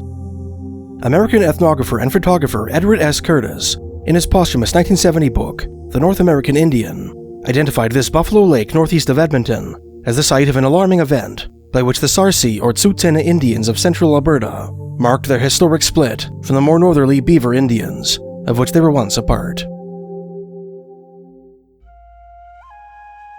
The Sarcee Nation, whose ancestral homeland lies in the Alberta Parkland region, between Calgary and Edmonton, are a Dene people who separated from their northern kinsmen long ago to pursue the horse-riding, buffalo-hunting lifestyle of the Plains Indians. Once members of the Beaver or Dunne-za Nation, whose traditional haunts lie in Alberta and British Columbia's Peace River Valley, the Sarcee are believed to have fractured from the larger tribe sometime in the early 1700s and traveled south onto the Canadian prairies. Although historian Hugh Dempsey, in a 1978 article, attributed this divide to the westward migration of woodland Cree, newly armed with muskets obtained from their white trading partners, Sarcee oral tradition traces the split to a strange event which occurred on a cold winter day, generations past. According to Curtis's Sarcee informant, the story begins with a lone hunter who headed out to hunt buffalo on horseback. The hunter came to a large northerly lake, on the shores of which he found a herd of buffalo running in the direction of a nearby hill. The man intercepted the herd, selected the fattest cow he could find, and brought it down with his flintlock musket. He proceeded to skin and dismember the carcass for transport to his camp. Just as he was ready to pack the horse, the informant said, he looked up and observed a small cloud. He was stopping to tie the bundle when something moved between his legs. He saw a monster from the lake. A horn was in the center of its head. It coiled about his feet. Its head was between his legs. The monster spoke to the hunter, telling him that he was afraid of the thunder beings that came with the approaching cloud, and beseeching his protection from them. No sooner had he made his request than the thunder being spoke from the clouds, asking the hunter to move aside so that they could kill and eat the water monster. The lake creature quickly offered to bestow special powers upon the hunter and his children if he helped him survive, and warned him that if he refused to assist him, his life would end one day by drowning. Heedless of the remonstrances of the thunder beings, who vaguely promised a richer reward, the hunter implored the aerial predators to leave the water creature alone and take his bison meat instead. With a flash of lightning, the thunder beings took the meat and left the man and the water monster in peace. As promised, the water monster gifted the man a medicine bundle endowed with special powers, and then retreated to the lake, sending up a column of water as he plunged beneath the surface. Years later, one bitter winter day, a party of Dunne-za Indians in search of buffalo set out across this very same lake, its surface now frozen solid in the cold. Half the people got across, Curtis's informant said. Some were still on the ice, and some had not yet started across. One young boy who had ventured out onto the frozen lake saw a large horn protruding from the ice and asked his mother to retrieve it for him. The woman produced a hatchet and began chipping away at the ice in order to liberate the strange artifact from its frozen prison.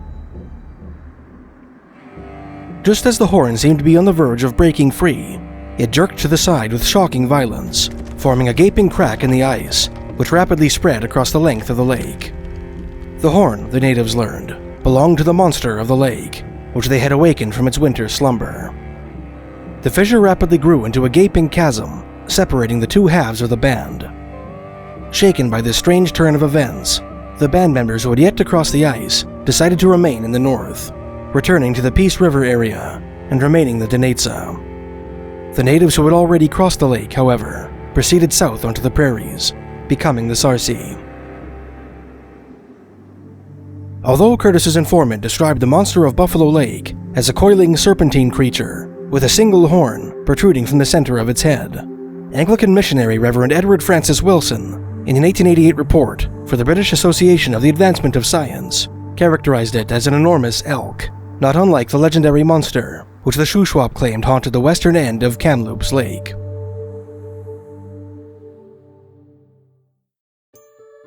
"620 kilometers southeast of Buffalo Lake, just north of the historic Qu'Appelle Valley, lies Last Mountain Lake, also known as Long Lake, the second largest natural body of water in Saskatchewan. This charming prairie oasis is a favorite fishing destination for residents of the land of the living skies, and a popular weekend retreat for Reginans itching to escape the Queen City. While anglers might apply the term monster to some of the carp and pike the lake has known to yield, few who fish there are aware that creatures altogether more abominable were once believed to lurk beneath the surface of Last Mountain Lake. In his 1860 narrative of his Red River, Assiniboine, and Saskatchewan exploring expeditions, Canadian-backed explorer Henry Ewell Hind, the unsung rival of the more famous British-backed surveyor John Palliser, briefly alluded to an eerie legend related by his Plains Cree guides. Sacrifices and offerings are a very frequent occurrence among the Indians of the Saskatchewan Valley, Hind wrote. The customary offering consists of 2, 3, or sometimes 5 dogs. At the mouth of the Qu'Appelle River, an Indian, in July 1858, set his net and caught a large fish of a kind very different to any with which he was familiar. He immediately pronounced it to be a manitou, and carefully restoring it to the water again, at once sacrificed 5 valuable dogs to appease the anger of the supposed fairy. On approaching Long Lake, an arm of the Qu'Appelle River Valley, the Crees warned us not to visit the lake by night, as it was full of devils. They told me very extraordinary tales, which are too absurd to be worth relating, of the dimensions and power of these devils, and they appeared to live in awe and terror of them. Nearly 1,200 kilometers east of Long Lake, in the Canadian Shield north of Lake Superior, lies Lake Nipigon, a sprawling freshwater sea, sometimes referred to as the 6th Great Lake. That this vast, lonely body of water might harbor terrible denizens unrecognized by the Department of Fisheries is a notion perhaps not incredible to those familiar with the remoteness of the region and the immensity of the water. Indeed, the local Ojibwe believed that Lake Nipigon was once home to huge red sturgeon with bright shining eyes, to whom passing travelers once offered gifts of propitiation. The lake was also supposed to have been the one-time residence of Mishapishu, the giant underwater lynx more frequently associated with Lake Superior, to whom sacrifices were also made on a large rock bearing a red ochre rendering of that great aquatic wildcat. Just south of Lake Nipigon is a smaller reservoir called Forgan Lake, artificially formed in 1950 when the Pine Portage Dam was built across the Nipigon River. The reservoir connected two smaller lakes that existed before the dam's construction, augmentations of the upper Nipigon River called Lake Emma and Lake Hannah. According to the celebrated Anishinaabe artist Norval Morrisseau in his 1965 book, Legends of My People, the Great Ojibwe, the Ojibwe of Lake Nipigon regarded Lake Hannah as an especially sacred place, which they called Mesinama Sahagun. At each end of the lake, he wrote, were erected offering rocks to the evil snake sturgeons, and Indians traveling through this lake placed offerings of tobacco there so that no harm would come to them.